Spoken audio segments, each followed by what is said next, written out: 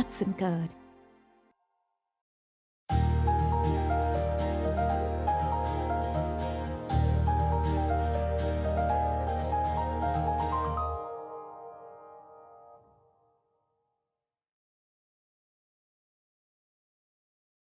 உங்கள் அத்தனை பேரின் ஆசீர்வாதங்களுடன் இன்று தொடங்கி இருக்கக்கூடிய இந்த மருத்துவமனையின் நிர்வாகிகள் டாக்டர் ஆறுமுகம், டாக்டர் ராஜா நடராஜன் மற்றும் அதை சார்ந்த அத்தனை பெருமக்களையும் இந்த நிகழ்ச்சியை தன்னுடைய பொற்கரங்களால் இந்த மருத்துவமனையை தொடங்கி வைத்து ஆசீர்வதித்திருக்கக்கூடிய அகில உலக புகழ்பெற்ற மருத்துவர் டாக்டர் ஆர்.வி. ரமணி அவர்களுக்கும், இன்னும் இந்த மருத்துவமனைக்கு தங்கள் வருகையால் பெருமை சேர்த்திருக்கக்கூடிய சிறப்பு விருந்தினர்களுக்கும், வெளிநாட்டிலிருந்து வந்து ஆங்கிலத்திலே ஒரு அழகான விளக்க உரையை தந்த டாக்டர் ஜேனட் அவர்களுக்கும், இன்னும் பல சிறப்பு மருத்துவர்கள் இருக்கிறார்கள். அத்தனை பேருக்கும், இந்த மேடையில் இருக்கிற பட்டிமன்ற குழுவினருக்கும், இதை காண வந்திருக்கக்கூடிய உங்களுக்கும் என்னுடைய அன்பான வணக்கத்தை முதலில் தெரிவித்துக் கொள்கிறேன். இந்த நிகழ்ச்சிக்கு இவ்வளவு பேர் வருவீங்கன்னு நான் நினைக்கல. முதல்ல டாக்டர் நடராஜன் ராஜா அவர்களுக்கு எல்லார் சார்பாகவும் வாழ்த்துக்களும் நன்றியும். அவர் டாக்டர் இல்லை, கவிஞர். கவித்துவமாக பேசினார். அடிக்கடி நெத்தியை தொடச்சிக்கிட்டாரு, அப்போ தான் கவிதை வரும். ரொம்ப உற்சாகமான மனிதர். யூகேயிலிருந்து என்னோடு அவர் தொடர்பு கொண்டு பேசினார். மனநல மருத்துவமனை ஒன்று ஆரம்பிக்க போகிறோம், அங்கே நீங்கள் வரணும்னார்.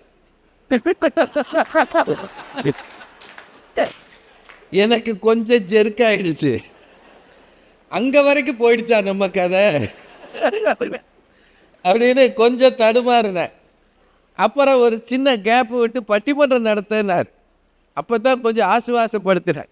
ஆக்ஸ்ஃபோர்ட் யூனிவர்சிட்டியில் இயங்குகிற 25 வருடங்களாக மருத்துவராக இருக்கிற ஒருவர் தாய் மண்ணை தேடி வருகிறார் என்பதே நாம் அத்தனை பேரும் வாழ்த்த வேண்டிய, பாராட்ட வேண்டிய ஒரு அம்சம். இன்றைக்கி வித்தியாசமான தலைப்பு. இதுவரைக்கும் நாங்கள் இந்த மாதிரி தலைப்பு பேசினதில்லை. டாக்டர் ராஜா அவர்கள் எங்களை ஒரு இக்கட்டில் விட்டுட்டார். ஏதோ ஆண்களா பெண்களா, கணவனா மனைவியா, சாப்பிட்டதா சாப்பிடாததா. இப்போ நாளைக்கு கூட ஒரு பட்டிமன்றம் வரப்போகுது. கல்வியா செல்வமா அப்படின்னு ஒரு தலைப்பு போட்டு நாங்கள் பேசுவோம். நாளைக்கு காலையில் 10 மணிக்கு வரும். அந்த மாதிரி தலைப்புகள் பேசுகிறது ரொம்ப எளிமையானது. இது கொஞ்சம் சிரமமானது. நம்முடைய மன நலம் சிறக்க பெரிதும் உதவுவது பணப்பெருக்கமா உறவு நெருக்கமா அப்படின்னு ஒரு தலைப்பு கொடுத்துருக்குறாங்க. மனம் அப்படின்றது ரொம்ப வித்தியாசமானது. சின்ன பிள்ளையில் குழந்தைகளை கூப்பிட்டு நம்ம சொல்லி கொடுப்போம். இது கண், இது மூக்கு, இது வாய், இது உதடு, இது காது, தொடு பார்ப்போம். அவன் நம்ம காதை தொடுவான். அந்த மாதிரி சொல்லித்தரும்போது நாம் சொல்லித்தராமல் விடுவது ஒன்று உண்டு. இது மனசு. என்னைக்காவது சொல்லியிருக்கோமா? ஏன்னா அது எங்கே இருக்குதுன்றது ஆய்வுக்குரியது. சிலர் இதை இதயம் சார்ந்ததுன்றாங்க, சிலர் மூளை சார்ந்ததுன்றாங்க. அறிவியல் அது மூளை சார்ந்ததுன்னு தான் ஓரளவு சொல்லுது. நம்ம காதலிக்கிறவன் இதயம்னு ஒரு ஹார்ட்டை போட்டுறான், இப்படி கை வச்சிடறாங்க. இனிமேல் நம்ம வச்சா அந்த கையை நிற்காது. ஒருவரின் எண்ணம், உணர்வு போன்றவை நிகழும் நிலைக்களம், செயல்படும் களம், அதுக்கு பேர் தான் மனசு அல்லது உள்ளம். அவரது எண்ணம் என்ன, சிந்தனை என்ன, கற்பனை என்ன, உணர்ச்சி என்ன, லட்சியம் என்ன, இதெல்லாம் ஒரு இடத்துல குமைந்து கொண்டு இருக்கிறது, ஒரு இடத்துல வடிவமாகிறது, ஒரு இடத்துல வெளிப்படுகிறது, ஒரு இடத்தில் தோன்றுகிறது, வளருகிறது, பெருகுகிறது. அந்த இடம் எங்கே இருக்கிறதோ அதற்கு பேர்தான் மனம்.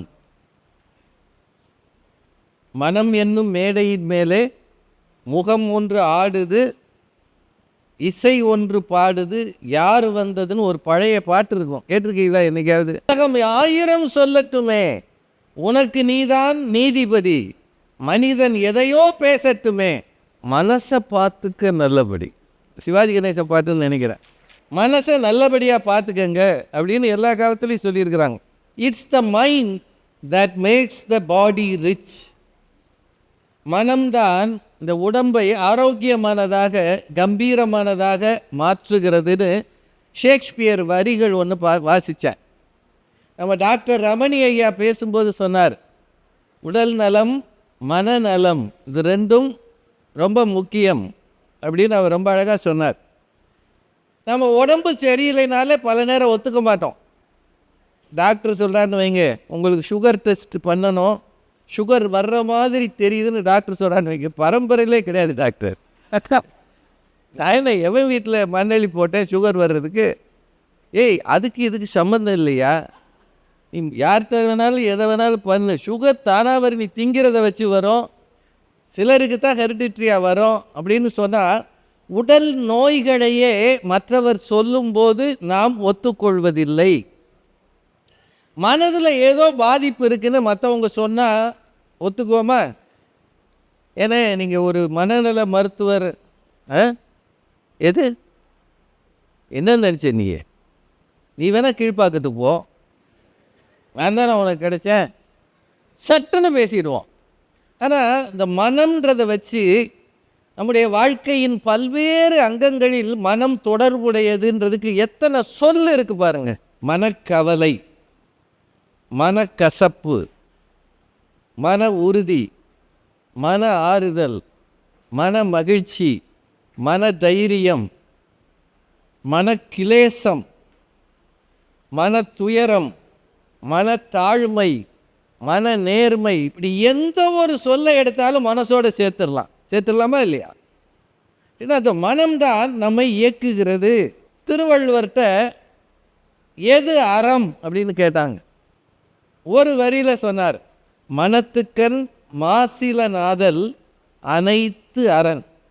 மனசில் கல்மிஷம் இல்லாமல் மாசு இல்லாமல் இருந்தால் அதுதான் தர்மங்கள் அத்தனைக்கும் அடிப்படை அப்படின்னு திருவள்ளுவர் சொன்னார். கீதையில் அர்ஜுனன் கிருஷ்ணர்கிட்ட கேட்குறார், இந்த மனசு இருக்கே இது சஞ்சலம் ஊட்டுகிறது, இதை அடக்க முடியவில்லை, காற்றை அடக்க முடியாதது போல மனதை அடக்க முடியாது அப்படின்னு அர்ஜுனன் சொல்கிறான். ராமகிருஷ்ண பரமஹம்சர் இதையே சொல்லுவார், கீழே கொட்டிய கடுகை பொறுக்க முடியாது என்பது போல. அது எவ்வளவு கஷ்டமோ அது மாதிரி மனதை அடக்குவது கஷ்டம். கடுகை கொட்டிட்டு அள்ள முடியுமா?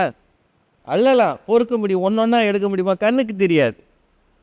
அதுபோல் மனதை அடக்குவது கஷ்டம். இப்போ கிருஷ்ணர் சொல்வார், வைராகியத்தால் மனதை அடக்கலாம், தொடர்ந்து பழகினால் மனதை அடக்கலாம், இதற்கு நீங்கள் சரியாக தியானம் செய்ய வேண்டும்.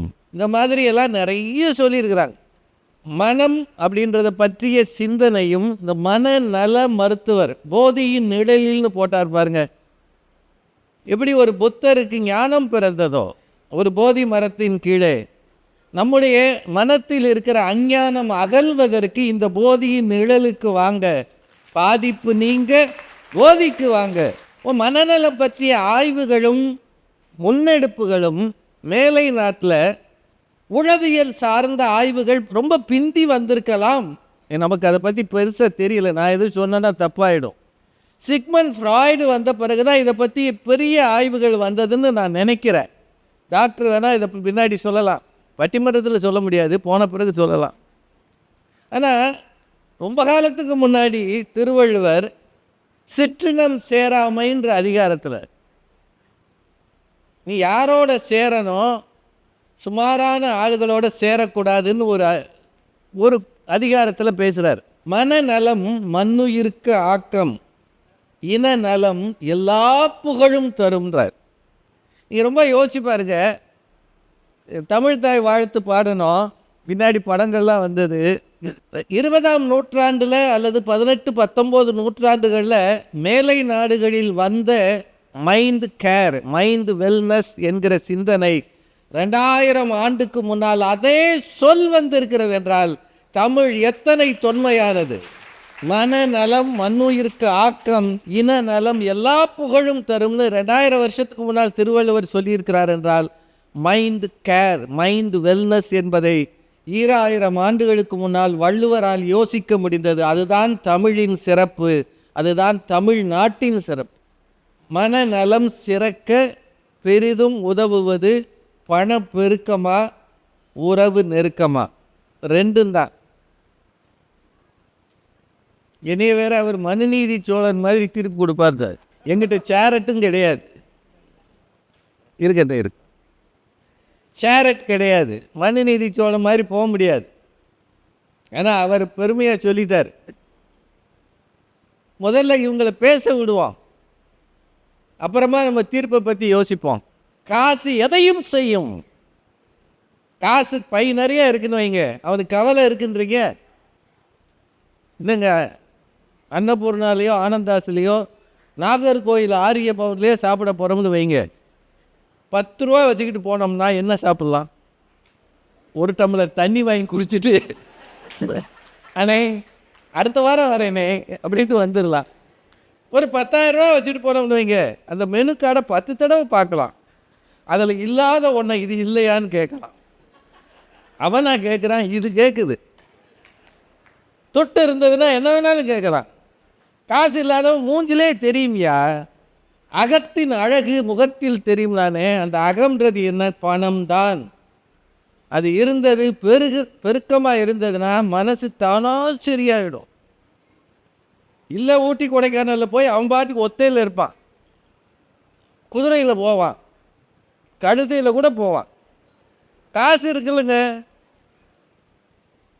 அப்படின்னு சொல்கிறதுக்கு ஒரு 3 பேர் இந்த பக்கம் இருக்காங்க பாருங்க. திரு கோவை தனபால் அவர்கள் கோயம்புத்தூரில் வந்து எப்படி பேசணும்னு அவர்கிட்ட கற்றுக்கலாம். அது ஊருக்குனே ஒரு தனி மொழி இருக்குங்க. அது எப்படித்தான் இங்கே வந்து டாக்டர் ரமணி ஐயா அவர்கள் பேசும்போது சொன்னார், பேஷண்ட்டாக இருக்கிறாரோ இல்லையோ டாக்டர் பொறுமையாக இருக்கணும்னு சொன்னார். ஒரு மொழி பேசும் விதத்தில் பொறுமையை கற்பிக்கிறது என்றால் அது கோவையில் இருக்கிற கொங்கு தமிழ் தான். அடுத்து அந்த அணியில் பேசுகிறதுக்கு திரு முத்துக்குமரன் அவர்கள்.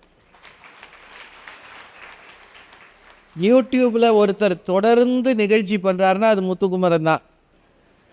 அவரை தெரியாத ஆள் கிடையாது. நான் ஒரு 30 வருஷமாக பேசுகிறேன், பாரதி மேடம் 35 வருஷமாக பேசுகிறாங்க. நீங்கள் தப்பாக எடுத்துக்காதீங்க, என்னை விட அவங்க வயசில் மூத்தவங்கன்னு. அவங்க வந்து பள்ளி நாட்கள்லேருந்து பேசுகிறாங்க. நான் 30 வயசுக்கு பிறகு தான் பேசுகிறேன். ஸ்டூடெண்ட் டேஸ்லேருந்து அவங்க டீச்சர் இவங்களை கூப்பிட்டு மேடையே இருங்க பேசுங்கன்றாங்க.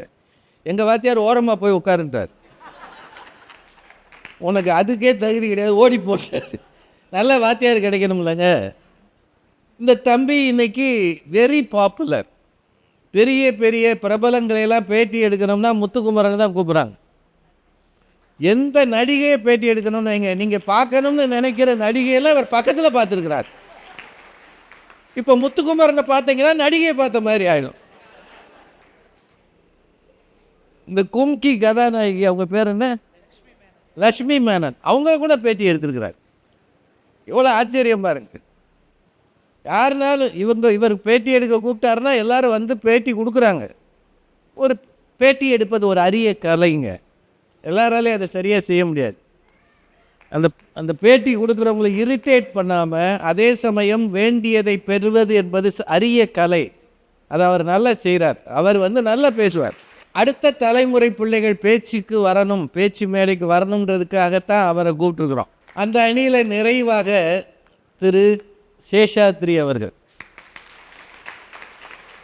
இப்போ வந்து காந்தி படம் எடுத்தால் அவர் தான் போவார், அப்படியே இருக்கிறார் காந்தி மாதிரி. கண்ணாடியை வேறு அந்த மாதிரி இப்போ கொஞ்சம் வட்ட கண்ணாடி போட்டார், முடிஞ்சது. என்னவோ அவருக்கு அப்படி ஒரு தோற்ற பொலிவு.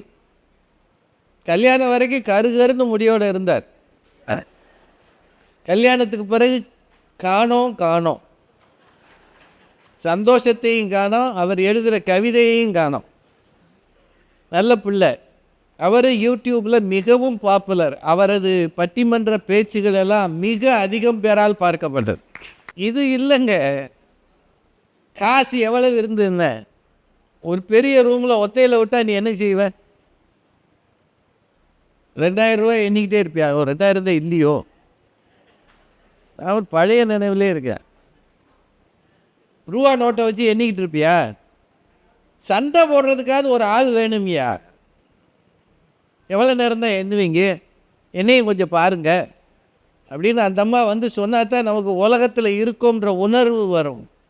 உறவுகளும் அதன் நெருக்கமும் அன்பும் தான் மனநலம் சிறக்க பெரிதும் தேவை. டாக்டர் ரேவதி சுப்புலட்சுமி அவர் மதுரையில் ஒரு கல்லூரியில் துணை முதல்வர் துணை முதல்வரில் அப்போ ரொம்ப முக்கியம். நல்லா பேசுவாங்க. பாப்பையா சார் டீமில் நிறைய பேசிக்கிட்டு இருக்கிறாங்க. காலேஜுக்கும் போகிறாங்க. நல்ல பேச்சாளர். தமிழில் முனைவர் பட்டம் வாங்கியிருக்கிறாங்க. டாக்டர்கள் அவையில் இருக்கிற ஒரு டாக்டர் இவர். அடுத்து உறவுகளின் நெருக்கமேன்னு சொல்கிறதுக்கு திருமதி தெய்வானை மணிகண்டன் அவர்கள். இந்த பக்கம் முத்துக்குமரனா, இந்த பக்கம் தெய்வானை. Engineering graduate. ஜோஹோன்ற நிறுவனத்தில் பணியாற்றுறாங்க. கணினி துறையில் இருந்துக்கிட்டு தமிழுக்கு வருகிற ஒரு அருமையான பேச்சாளர். கம்ப்யூட்டர் படித்தவங்களுக்கு தமிழ் வராதுன்னு நம்புவோம், ஆனால் வரும்னு நிரூபிக்கிற தொலைக்காட்சிகளில் அநேகம் பேரின் ஆதரவை பெற்ற அருமையான பேச்சாளர் தெய்வான். நிறைவாக இந்த மேடையில் லோகோவை ரிலீஸ் பண்ணிய, பட்டிமன்றத்தின் லோகோவாக இருக்கக்கூடிய, பட்டிமன்றம் என்ற சொல்லுக்கு ஒரு அடையாளம் உண்டு, லோகோ உண்டு என்றால் அது பாரதி பாஸ்கர் மட்டும்தான். நான் இதை சொல்கிறதுல சந்தோஷப்படுறேன். எங்கே நாங்கள் போனாலும் என்னை பார்க்குறவங்க அம்மா வரலையான்னு யாராவது நான் வந்தேன்னு கேட்டிருக்காங்க. அம்மா வரலையா? நேற்று இந்த ஸ்ரீதேவி டெக்ஸ்டைல்ஸுக்கு போயிருந்தேன். அங்கே போகும்போது ஒரு 30-40 பெண்கள் வந்து அந்த சேலை எடுக்க வந்தவங்க, ட்ரெஸ் வாங்க வந்தவங்க என்னை பார்த்தாங்க. அவங்க பாரதி பாஸ்கர் மேடம் வரலையா? நானே நொந்து போய் வந்திருக்கேன். அந்த அம்மா வரலையான்னு என்கிட்டே.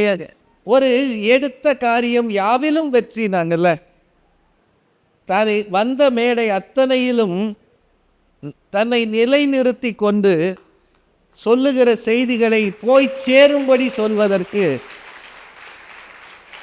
தமிழகத்தின் முன்னணி பேச்சாளர் திருமதி பாரதி பாஸ்கர் என்பதில் எல்லாருக்கும் பெருமை, சந்தோஷம், மகிழ்ச்சி. எல்லாத்த விட பேசுகிறது நாங்களும் தான் பேசுவோம், என்னமோ ஜோக் அடிப்போம்னு. வாரம் சனிக்கிழமைகளில் திருக்குறளை ஆங்கிலத்திலே விளக்க உரையோடு டைம்ஸ் ஆஃப் இந்தியாவில் எழுதுகிறாங்க. எனக்கு தெரிய மறைந்த அமரர் அவ்வை நடராஜன் ஐயாவுக்கு அப்புறம் ஆங்கில மொழி புலமையிலும் மிகச்சிறந்து விளங்கி மேடையில் ஆங்கிலத்திலும் பேசக்கூடிய ஆற்றல் இருக்கிற ஒரு சில பேச்சாளர்களில் திருமதி பாரதி பாஸ்கரும் ஒருவர். எங்கள் பட்டிமன்ற குழுவில் பேராசிரியர் ராமச்சந்திரன் ஒருத்தர் இருப்பார். அவர் நல்லா பேசுவார் இங்கிலீஷ்லேயும் தமிழ்லையும். ஆனால் பாரதி பாஸ்கர் மேடம் எத்தனை கம்பெனிஸில் போய் இங்கிலீஷில் பேசுகிறாங்க, இங்கே தமிழில் தாங்க பேசுவாங்க. பயந்துராது. ஆனால் பன்முக பரிமாணங்கள் கொண்ட ஒரு பேச்சாளரை தமிழகம் பெற்றிருக்கிறது. அதுவும் கோவைக்கு அவங்களுக்கும் மிக நெருங்கிய தொடர்பு. ஒரு மாதத்துக்கு 5 தடவையாவது இங்கே வராங்க. இந்த தொகுதியில் ஜெயிச்சுட்டு போனவங்க கூட அவ்வளோ வரமாட்டாங்க. மனநலம் சிறக்க பெரிதும் தேவை பணப்பெருக்கமா உறவு நெருக்கமா என்கிற இந்த பட்டிமன்றத்தில் பணப்பெருக்கமே என்று பேச வருகிறார் அருமைக்குரிய தம்பி கோவை தனபால் அவர்கள். அவரை உங்கள் சார்பிலே அழைத்து அமைகிறேன். நன்றி, வணக்கம். மல்லை கடலருகே மணித்தமிழே அன்றொரு நாள். மல்லை கடலருகே மணித்தமிழே அன்றொரு நாள். கல்லை சிலை வடிக்கும் சூட்சமத்தை சொல்லித் தந்தாய். தமிழ் சொல்லை கவிமடிக்கும் சூட்சமத்தை சொல்லித் தந்தால் உந்தன் பிள்ளை பெருங்கவினன் ஆகிடுவேன். அன்னை தமிழே, அவையோரே, என் அன்பு வணக்கம். உங்கள் அத்தனை பேருக்கும் என்னுடைய வணக்கங்களை தெரிவித்துக் கொண்டு பட்டிமன்ற தலைப்புக்குள்ளே வருகின்றேன். நடுவர் அவர்களே, உறவு இன்றி பிறக்க முடியாது, உறவு இன்றி பிறக்க முடியாது, உயிர் இன்றி இறக்க முடியாது, ஆனால் பணம் இன்றி மனநலம் சிறக்க முடியாது என்கின்ற என்னுடைய செய்தியோடு நான் தொடங்க ஆசைப்படுகின்றேன். உண்மை அதுதானே. இரு உயிர்கள் இல்லாமல் ஒரு உயிர் ஜனனமாக முடியாது. அதுபோல பணம் இல்லை என்று சொன்னால் மனநலம் சிறப்பதற்கு வாய்ப்பே இல்லை. நான் கேட்கிறேன், மனம் எங்கே நிலை பெறும், எங்கே நிம்மதி கிடைக்கும்? நீங்கள் சிந்தித்து பாருங்கள். ஒவ்வொருவருடைய அடிப்படை தேவைகள் எங்கே பூர்த்தி ஆகிறதோ அங்கேதான் மனநலம் நிம்மதி பெறும். உதாரணத்துக்கு, இங்கே சேர் கிடைச்சா மன நிம்மதி, சேர் கிடைக்கலைன்னா என்னத்தை பேசுகிறார் ராஜாச்சார்னு போயிடுவாங்க. என்னத்தை பேசுகிறார் கோவை தனபால்னு போக மாட்டாங்களா? சார், நாங்கள் தப்பு செஞ்சாலும் அதுக்கு நீங்கள் தானே பொறுப்பு, நீங்கள் தலைமைங்கிறதுனால அதனால சொன்னேன். சரி, நன்றி. சரி, அதுதான். தனக்கு கிடைக்கல, தன்னோட பூர்த்தி ஆகலைன்னு சொன்னால் மனம் சலிப்படைந்து விடும். நான் அடிப்படையாக சொல்லுகின்றேன், அழும் குழந்தைக்கு பால் பவுடர் வாங்க முடியலை என்றால் தாய்க்கு சந்தோஷம் வருமா? மனம் சிறக்க முடியுமா? இல்லை படிக்கிற பையனுக்கு பள்ளிக்கூடத்துக்கு ஃபீஸ் கட்டலைன்னா மனம் சிறக்க முடியுமா? இல்லை கல்யாண வயதுக்கு வந்த பெண்ணுக்கு வரதட்சணை கொடுக்க முடியலை என்று சொன்னால் எந்த பெற்றோர்களுக்கும் மனம் சிறக்கும் என்பதை சிந்தித்து பாருங்கள். பணம் ஒன்றுதான் மனதை நிறைவு செய்யும் என்பதிலே மாற்றமே இல்லை. சார், அடிப்படை பூர்த்தி செய்தாலே மனம் ஜொலிக்கும். ஆனால் ஆடம்பரம் செய்கின்ற பொழுதுதான் மகிழ்ச்சி உற்சாகமாக தாண்டவமாடும். அதில் மாற்று கருத்தே கிடையாது. நீங்கள் 2000 ரூபாய்க்கு மனைவிக்கு சேரீ வாங்கி கொடுத்தீங்கன்னா சந்தோஷமா, ரொம்ப சந்தோஷமாம்பாங்க. அதே 20,000 ரூபாய்க்கு நீங்கள் புத்தாண்டுக்கு பட்டுச்சீலை வாங்கி கொடுத்தீங்க வைங்க, மாமோ நான் இங்க இருக்கேன், ஏன் போய் ஒழிஞ்சுக்கோ. நம்ம ஒளியவே வேண்டியது இல்லைங்க. கண்ணாம்பூச்சி விளையாட்டு ஆட்டோமேட்டிக்கா வந்துடும். அதுதான் அந்த பணத்தினுடைய மகிமை. சார், நம்ம மட்டும் இல்லை, குழந்தைங்க வீக்கெண்டு ஹோட்டலுக்கு கூப்பிட்டு போனா தான் சந்தோஷம். நீங்கள் ஒவ்வொரு நம்ம யோகிகளோ ஞானிகளோ இல்லை பணம் வேண்டாம் என்று ஒதுங்குவதற்கு. குழந்தைகள் வீக்கெண்டில் நம்ம கூப்பிட்டு போனோன்னு வைங்க, போயிட்டு நீங்கள் சாதாரண விஷயம் இல்லை, கூப்பிட்டு போயிட்டு சோளா பூரி ஆர்டர் பண்ணோம். நீங்கள் பணம் இல்லைன்னு சாதா பூரி ஆர்டர் பண்ணேன்னு வைங்க, குழந்தையோட முகம் சப்புன்னு போயிடும் பூரி மாதிரியே. நீங்கள் யோசனை பண்ணி பாருங்க. சார், பணம் வேண்டும் என்பது நான் சொல்ல வேண்டியதில்லை. 17 ஆண்டுகள் உழைத்தவர், 17,000 புத்தகங்களை படித்தவர், அவர் வாழ்க்கையில் நடந்த நிகழ்வுகள் என்ன தெரியுமா? ஒரு குழந்தைக்கு பால் புட்டி வாங்குவதற்கு பணம் இல்லை, இறந்து விடுகிறது. இன்னொரு குழந்தைக்கு சவப்பெட்டி வாங்குவதற்கு பணம் இல்லை, இறந்து விடுகிறது. இதையெல்லாம் கடந்து 17 ஆண்டுகளினுடைய விளைவில் எதை எழுதினார் தெரியுமா? உறவுகளை வளர்ப்பது எப்படி என்று எழுதவில்லை, பணத்தை பெருக்குவது எப்படி என்று கேபிட்டல் என்கின்ற மூலதனத்தை எழுதினார் கார்ல் மார்க்ஸ். சார், நாங்க யதார்த்தத்தை பேசுவோம், 3 பேர் அதுக்கு தான் வந்திருக்குங்க. அவங்க பதார்த்தமா பேசுவோம் இல்லைங்க, அவங்க எமோஷனா பேசுவாங்க. சார், உண்மை அதுதானுங்க. நீங்க உறவுகள் மகிழ்ச்சி, உறவு நெருக்கம் கூடுதுன்னு சொன்னா தமிழ்நாட்டில் கூட்டு கொடுத்தனம் இருக்கணும் இல்லையா?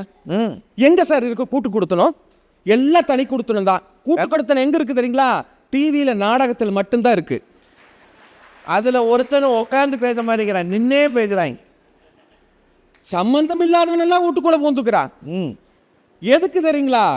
அத்தனை குடும்பம் வந்தாத்தான் பிரச்சனை ஆகணும், நம்மளுக்கு புத்தி சொல்றதுக்காகத்தான் இருக்குது. பணம் பெருகுதா இல்லையோ, உறவு நெருங்காம இருந்தாலே நம்மளுக்கு மகிழ்ச்சி, மனநலம் நல்லா இருக்கு. சார், உறவு வேணாம்ன்றீங்க. நடுவர் அவர்களே, உறவு வேணான்னு நான் சொல்லல. குடும்பத்தில் அம்மா சமைக்கிறதுக்கும் மனைவி சமைக்கிறதுக்கும் வித்தியாசம் இருக்குதா இல்லைங்களா? மக சமைச்சாலே அம்மாவுக்கு பிடிக்காது, ஏன்னா ஜென்ரேஷன் கேப்பு. இவங்க ஒரு மாதிரி டேஸ்ட்டாக சமைச்சு பழகி இருப்பாங்க, மக ஒரு மாதிரி சமைப்பா. அப்போ மருமக சமைச்சானா அப்போ அந்த அம்மாவோட மனநிலை நீ யோசனை பண்ணி பாருங்க. எங்கள் அம்மா மூஞ்சி பார்க்குற அப்படியே சோகம் உட்காந்துருந்தது. ஏமானே, உன் மனைவி உப்புமாங்கிற பேரில் உன்னை பண்ணி வச்சிருக்கிறாடா, என்னால் அது பார்த்தங்கூட முடியலடான்னு. நான் எட்டி பார்க்குறேங்க, போஸ்ட் ஓட்டுற பசை மாதிரி கிளறி வச்சிருக்கா. நான் எங்கள் அம்மா கிட்ட கேட்டேன், பிடிக்கலன்னா பிடிக்கலன்னு சொல்லுமா, பிடிச்சதுன்னா பிடிச்சதுன்னு சொல்லுமா, இதுக்கு என்னம்மா பிரச்சனைன்னு. அதெல்லாம் பிரச்சனை இல்லைடா, பிடிச்சதுன்னு சொன்னால் 2 கரண்டை சேர்த்தி வச்சிருவா, பிடிக்கலன்னு சொன்னால் கரண்டிலேயே 2 சேர்த்தி வச்சிருவா, நான் என்னடா பண்ணிட்டுனாப்ல. 20,000 ரூபாய் சேலை சரிதான் சார். காந்தியடிகள் ஒரு இடத்துக்கு போயிருக்காரு, அவருக்கு பாகக்காய் பிடிக்காது. பாகக்காயே வச்சிருக்கிறாங்க. நார்மலாக நம்மளுடைய மனநிலைமை எப்படி இருக்குன்னு தெரியுமா? எது பிடிக்காதோ அதை முதல்ல சீக்கிரம் சாப்பிட்ருவோம். ஏன்னா பசியோடு இருக்கும்போது அது சுவை அறியாது, அதுக்கப்புறம் நல்லதை சாப்பிட்டுக்கலான்ட்டு. காந்தி அதே போல் பாகக்காயை முதல்ல வேக வேகமாக சாப்பிட்ருக்கிறாரு பிடிக்காததை. பார்த்துட்டு இருந்த விருந்தாளிக்கு நினச்சிருக்கிறாங்க காந்திக்கு ரொம்ப பாகக்காய் பிடிக்கும் போலுக்குன்னு 2 கரண்டை சேர்த்து வச்சுட்டாங்க. இப்போ காந்தி அப்பொழுதுதான் யதார்த்தமாக சொன்னார். என்ன சொன்னார் தெரியுமா?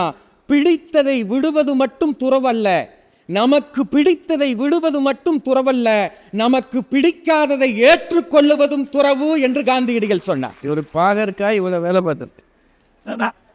நடுவர் அவர்களே, காந்தி இது துறவு வாழ்க்கை. ஆனால் சாதாரண மனிதர்களுக்கு இந்த மகிழ்ச்சி தருமா இந்த மனநிலம்? யோசனை பண்ணி பாருங்க, யோசனை பண்ணுங்க சார். இன்னைக்கு எலெக்ஷன் காலம், தலைவருக்கு கிளி பிடிக்குது. ஏன் சார், என்ன பிரச்சனை, என்ன ஆகுமோன்னு பயப்படுறீங்களா அப்படின்னாப்ல. அவர் சொன்னார், இல்லை எவ்வளவு ஆகுமோன்னு பயமா இருக்குடானாரு. அவர் வீர முழக்கம். எங்கள் வார்டு கவுன்சிலரு, மத்தியில் எங்கள் ஆட்சி அமைஞ்சால் கச்சத்தீவை மீட்போம், ஏன் மாலத்தீவை மீட்போம். கீழே இருந்துட்டு அவர் பையன் சொல்றாப்புல, முதல்ல எலெக்ஷன் பிரச்சாரத்துக்காக அம்மா அட்டிகை அடமானம் வச்சிருக்கிறீல்ல, அதை மீளு, அப்புறம் பார்க்கல அதையெல்லாம் மீள் இருக்குன்னா. அவங்க அவங்க கடன் வாங்குபவர்களுக்குத்தான் தெரியும் அந்த பணத்தினுடைய முக்கியத்துவம் எப்படி என்று. நிறைவா முடிச்சுற ஒரு செய்தியோடு, திருமண மண்டபம் என்பதால் இந்த செய்தியை சொல்லுகின்றேன். திருமண மண்டபத்திலே வரவேற்பிலே முன் வரிசையிலும் அமர்ந்திருப்பவர்கள் யார் தெரியுமா? நல்ல கழுத்து நிறைய வைர நெக்லஸ் போட்டுட்டு காஸ்ட்லியான பட்டு புடவை கட்டிருக்கிறவங்க தான் இந்த முன் வரிசையில் உட்காருவாங்க. மோசமான உடையும் மோசமான நகையும் போட்டிருப்பவர்கள் இறுதி வரிசையிலே உட்கார்ந்து கொண்டிருப்பார்கள். இதுதான் இல்லாதவர்களுடைய மனநிலை என்பதை நான் பதிவு செய்கிறேன். அதைவிட திருமணத்திற்கு கடன் வாங்கியவர்கள் கூட காலப்போக்கில் கட்டிவிடலாம். ஆனால் திருமணத்திற்கு செய்த மொழியை திருப்பி செய்ய முடியாமல் தவிப்பார்களே, அந்த ஏழைகளிடம் போய் கேட்டு பாருங்கள், எந்த உறவுகளால் மகிழ்ச்சி இருக்கிறது? இல்லை இல்லை, பணத்தால் மகிழ்ச்சி இருக்கிறது என்று சொல்லுவார்கள் என்று சொல்லி ஒரு பக்க சிறுகதையோடு நான் நிறைவு செய்கிறேன். அந்த சிறுகதையினுடைய பெயர் அறை. 10க்கு 10 அறை சுத்தம் செய்யப்படுகிறது. அம்மா சத்தம், உங்க தாத்தா வர்ற மாசம் உங்க அப்பா போய் உங்க தாத்தாவை கூப்பிட்டு வந்துருவாரு. வெளியிலிருந்து அப்பா சொல்லுறார், இல்லடா மகனே, தாத்தாவை நான் போய் கூப்பிட்டு வரல, சித்தப்பாவே கொண்டு வந்து விட்டுருவாரு, அம்மாவை எதுக்குடா தொந்தரவு கொடுக்குற? இல்லப்பா அப்பா, தாத்தாவை நான் கூப்பிட்டு போறேன், வளவளன்னு பேசாத, நீ அமைதியாரு. இப்படி பேசிக்கொண்டு இருக்கிற உரையாடலிலே அந்த பேரன் சொல்லுகிறான் அப்பாவை பார்த்து, ஏப்பா, உறவுகளை எப்படி நெருங்குவது என்று, உறவுகளை எப்படி ஜமாளிப்பது என்று கற்றுக்கொண்ட நீங்கள் வருமானத்தை எப்படி பெருக்குவது என்று கற்றுக்கொண்டிருந்தால் குடும்பம் மகிழ்ச்சியாக இருக்குமல்லமா என்ற சிறுவனுடைய கேள்விக்கு ஒரு தகப்பனாக பதில் தேடிக்கொண்டிருக்கிறேன். உங்கள் கையிலே விடுகிறேன். நன்றி, வணக்கம். தனபால் அவர்கள் உங்கள் ஊர்காரர். 2000 ரூபா புடவை கொடுத்தா என்ன மகிழ்ச்சி? 20,000 ரூபா புடவை வாங்கிட்டு போனால், மாமா இங்கே இருக்கே, அவர் சொல்லும்போதே ஒரு கண்ணு முன்னாடி காட்சி விரிஞ்சதா இல்லையா? காசு தான் வாழ்க்கையை தீர்மானிக்கிறது. கல்யாண வீட்டில் முன் வரிசையில் இருப்பவர்கள் யார்? ஒரு வைர நெக்லஸ், வைர வளையல், காஸ்ட்லி பட்டு புடவை, காரில் வந்து இறங்குறவங்க. காட்டன் புடவையோடு போய் ஒரு ஆள் முன் வரிசையில் உட்காந்தாருன்னு வைங்க, சொந்த சித்தப்பா மகனாகவே இருப்பான் கல்யாண வீட்டுக்காரன், போய் பின்னாடி இருப்பார். ஃபோட்டோவுக்கு நல்லா இருக்கார், சொல்கிறானா இல்லையா? என்னங்க சொல்கிறாங்களே இல்லையா? அவனே வந்து உட்கார மாட்டான், ஏன்னா அவனுக்கு தெரியும் மரியாதை குறையும்னு. அதுதானங்க நிலைமை. பிறந்த குழந்தைக்கு பால் வாங்கித்தர பணம் இல்லாதவர்கள், பள்ளிக்கு அனுப்பும்போது ஃபீஸ் கட்ட பணம் இல்லாதவர்கள், திருமணத்துக்கு காத்திருக்கும் போது வரதட்சணையோ நகையோ வாங்க பணம் இல்லாதவர்கள் எப்படி மகிழ்ச்சியாக மனநலத்தோடு வாழ முடியும் அப்படின்னு கேட்டிருக்கிறார். அதெல்லாம் இல்லைங்க, காசு என்னங்க பண்ணோம், உறவு தாங்க முக்கியம்னு சொல்கிறதுக்கு டாக்டர் ரேவதி சுப்புலட்சுமி அவர். போற்றுதலுக்கும் வணக்கத்துக்கும் உரிய நடுவர் அவர்களே, இரு அணியிலும் வாதிடுவதற்காக வருகை தந்திருக்கும் பேச்சாளர் பெருமக்களே, இந்த அரங்கம் நிறைய அமர்ந்திருக்கக்கூடிய கோவை வாழ் ரசிக பெருமக்களே, உங்கள் அனைவரையும் வணங்கி மகிழ்கின்றேன். நடுவர் அவர்களே, எனக்கு முன்னால் பேசிய சகோதரர் அவர் பணப்பெருக்கம்தான் மன வளத்துக்கு காரணம்னு சொல்லியிருக்கார். அவர் அப்படி பேசுனதுல ஒன்றும் ஆச்சரியம் இல்லை. ஏன்னா அவர் தனபால். தனபால், மணி பால் அது மாதிரி. அதனால அவர் தனம்தான் பெருசுன்னு சொல்லுவார். ஆனால் நான் லட்சுமி, ஆனாலும் நல்ல உறவுகளோடு நெருங்கி இருக்க வேண்டும் என்று சொல்ல வந்திருக்கேன். உங்கள் அணியில் சரஸ்வதி வேற இருக்காங்க. அடுத்தால வராங்க பாருங்க, கடைசியில் சரஸ்வதி வந்து அந்த 3 பேருக்கும் ஒரு முடிவு கட்டுவாங்க. ஏம்மா புது வருஷத்தில் முடிவு கட்டாது கருத்து. சரி. நடுவர் அவர்களே, தனபால் சார் வந்து பேச ஆரம்பிக்கும் போது அவர் பாட்டில் பேச வேண்டியதானே அவருடைய கருத்தை உங்களை வம்புக்கு இழுத்தார். உட்கார்வதற்கு யாருக்காவது இடம் கிடைக்கவில்லை என்றால் ராஜா சார் என்னத்தை பேசுறாருன்னு எந்திரிச்சு போயிடுவாங்க. இடம் லேட்டா இருந்தது சொன்ன கஷ்டமா இருந்துச்சுல, எனக்கு ரொம்ப கஷ்டமா இருந்துச்சு. நீங்கள் எந்திரிச்சு போயிருக்க வேண்டியதானே. ஏன் வந்தது பேசுறது அவங்கெல்லாம் சொன்னது ஒரு ஆள் குறை அவரெல்லாம் சொன்னது. ஏன் சொந்தம் எங்க அண்ணன் அப்படி சொன்ன உடனே எனக்கு உறவு கொதிச்சுது. ஆனாலும் பதில் சொல்றதுக்காக உட்கார்ந்துருக்கேன். அவர் சொன்னார், இடம் இல்லைன்னா என்ன பேசுறாங்கன்னு எந்திரிச்சு போயிடுவாங்கன்னு. பட்டிமன்றம் கேட்பதற்கு என வந்துவிட்டால் ராஜா சார் பேசுறத தரையில உட்கார்ந்தாவது கேட்போன்னு நினைக்கிறவங்க தாயா கோவை ரசிகர்கள். இங்க பாருங்க, படியிலெல்லாம் உட்கார்ந்துருக்காங்க நம்ம பிள்ளைகள். படியிலெல்லாம் உட்கார்ந்து கேட்டுக்கிட்டு இருக்கு. என்ன பேசுறாரு தனபால் சார்னா சொல்லிட்டு போச்சு. இல்லை, வந்திருக்காங்க நம்ம ஊருக்கு, நம்மளை நம்பி வந்திருக்க சொந்தத்துக்கு காப்பாற்றணும்னு உட்கார்ந்துருக்காங்கன்னா உறவின் நெருக்கம் எப்படிப்பட்டதுன்னு யோசிக்கணும். நடுவர் அவர்களே, நாங்கள் என்ன அடிப்படை பணமே வேண்டான்னு சொன்னோமா? இல்லை. சாப்பாட்டுக்கு இல்லாமல் இருந்தால் என்ன செய்வேன், ஃபீஸ் கட்ட இல்லாட்ட என்ன பண்ணுவீங்க, இப்படியெல்லாம் கேட்டார். சோளாபுரி வாங்க என்ன செய்வேன், அதை என்ன செய்வீங்க நான் கேட்டேன். நடுவர் அவர்களே, பணம் வேண்டாம் என்று சொல்லவில்லை. பண பெருக்கம் மனவளத்தை தராது, உறவின் நெருக்கம் தான் தரும் என்பதை நாங்கள் பேச வந்திருக்கோம். இதுக்கு அவர் போயிட்டாரு காரல் மார்க்ஸை தேடி. காரல் மார்க்ஸ் மூலதனம் என்று தானே ஒரு நூலை எழுதினார், அவ்வளவு கஷ்டத்துக்கு பிறகும் அப்படின்னு சொன்னார். உண்மைதான், அதை நாங்கள் ஏற்றுக்கிறோம். ஆனால் காரல் மார்க்ஸ் அவ்வளவு கஷ்டத்தையும் ஏற்றுக்கொண்டு தாங்கி கொண்டு மூலதனம் என்ற நூலை கொடுப்பதற்கு அவருடைய மனைவி ஜென்னி மார்க்ஸும் நண்பன் ஏங்கல்ஸும் நெருக்கமாக துணை இருந்ததும் அவருக்கு துன்பத்திலும் தோள் கொடுத்ததும் தான் காரணம். வெறும் பணம் மட்டும் இருந்தால் எழுதியிருக்க முடியாதியா? அந்த உறவுகள் தான் அந்த நெருக்கத்தால் சாதனையை புரிய தொடங்கி கொடுத்தது என்றால் உறவின் நெருக்கம் தான் மனவளத்துக்கு காரணம். ஜென்னியின் காதல் தான் காரணம். ஆமா, ஜென்னியின் காதல். 2000 ரூபா பட்டுப்புடவை, 20,000 ரூபா பட்டுப்புடவை இல்லை. எதை பேசுறது? அங்கிருந்து வந்து என்னவா, கல்யாண வீட்டில் வைர நெக்லஸும் பெரிய பெரிய நகை போட்டவங்க தான் முதல் லைன்ல இருப்பாங்களாம். அப்படியா? பெரிய வைர நெக்லஸ் போட்டவங்களுக்கா கூப்பிட்டு பாத பூஜை பண்றீங்க? இல்லைங்க, நம்ம அப்பா அம்மா, நம்ம பெரியப்பா சித்தப்பா என்று நம்ம உறவுகளுக்கு பாத பூஜை பண்றோம். ஏழையாக இருந்தாலும் நாத்தனார் தான் 3வது முடிச்சு போட முடியுமே தவிர வைர நெக்லஸ் போட்டவங்க வந்து 3ஆவது முடிச்சு போட முடியாது. ஒன்று வேலை வெட்டி இல்லாம இருந்தாலும் மச்சினன் தான் மாப்பிள்ளைக்கு கைப்பிடிக்க முடியுமே தவிர கோடீஸ்வரர் யாரும் வந்து கைப்பிடிக்க முடியாது. வாழ்க்கையில கல்யாண மண்டபத்துல வந்து என்ன பேச்சு பாருங்களேன். அவர் மகளுக்கு இங்கதான் கல்யாணம் நடந்துச்சு. கல்யாணம் எங்க பாதிக்கப்பட்டாரோ பாவம், அந்த கஷ்டத்தை இங்க கொட்டிட்டு போயிருக்காரு. நடுவர் அவர்களே, அவரை விட்டுருவோம். நல்ல அருமையான தலைப்பு, போதியின் நிழலில் அப்படின்னு ஒரு தலைப்பு கொடுத்துருக்காங்க பாருங்களேன். நிழல் எப்பயா விழும்? இலை அடர்த்தியாக நெருக்கமாக இருந்தால்தான் கீழே விழுகின்ற நிழலில் எல்லாரும் வந்து அமர முடியும். நடுவர் அவர்களே, என் அடர்த்தியாக இருந்தா தானே நிழல் விழ முடியும். இந்த நேரத்தில் எதுவும் தான் சொல்ல முடியாது, மைக்குன்னு கூட தான் சொல்ல முடியாது. எல்லா பிரச்சனையும் எதை தொட்டாலும் பிரச்சாரமா போயிருது. என்ன பண்றது? பலாப்பழம்னு சொல்லுங்க. சொல்ல மாட்டேன். 6 பேர் பங்குக்கு வந்துருவீங்க. ஒரே பேர்ல 6 பேர் வந்து நின்றுட்டா என்ன பண்றதுயா? இன்னைக்கு அந்த மாதிரி பிரச்சனையில இருக்கும்போது நடுவர் அவர்களே, அடர்த்தியாக இலைகள் இருக்கும் போதுதான் நிழல் நல்லா விழும். உறவுகள் அதே போல நெருக்கமாக இருந்தால்தான் குடும்பத்தில் மனவளம் சுகமாக அமையும். இதை பற்றி தான் நாங்க பேச வந்திருக்கோம்.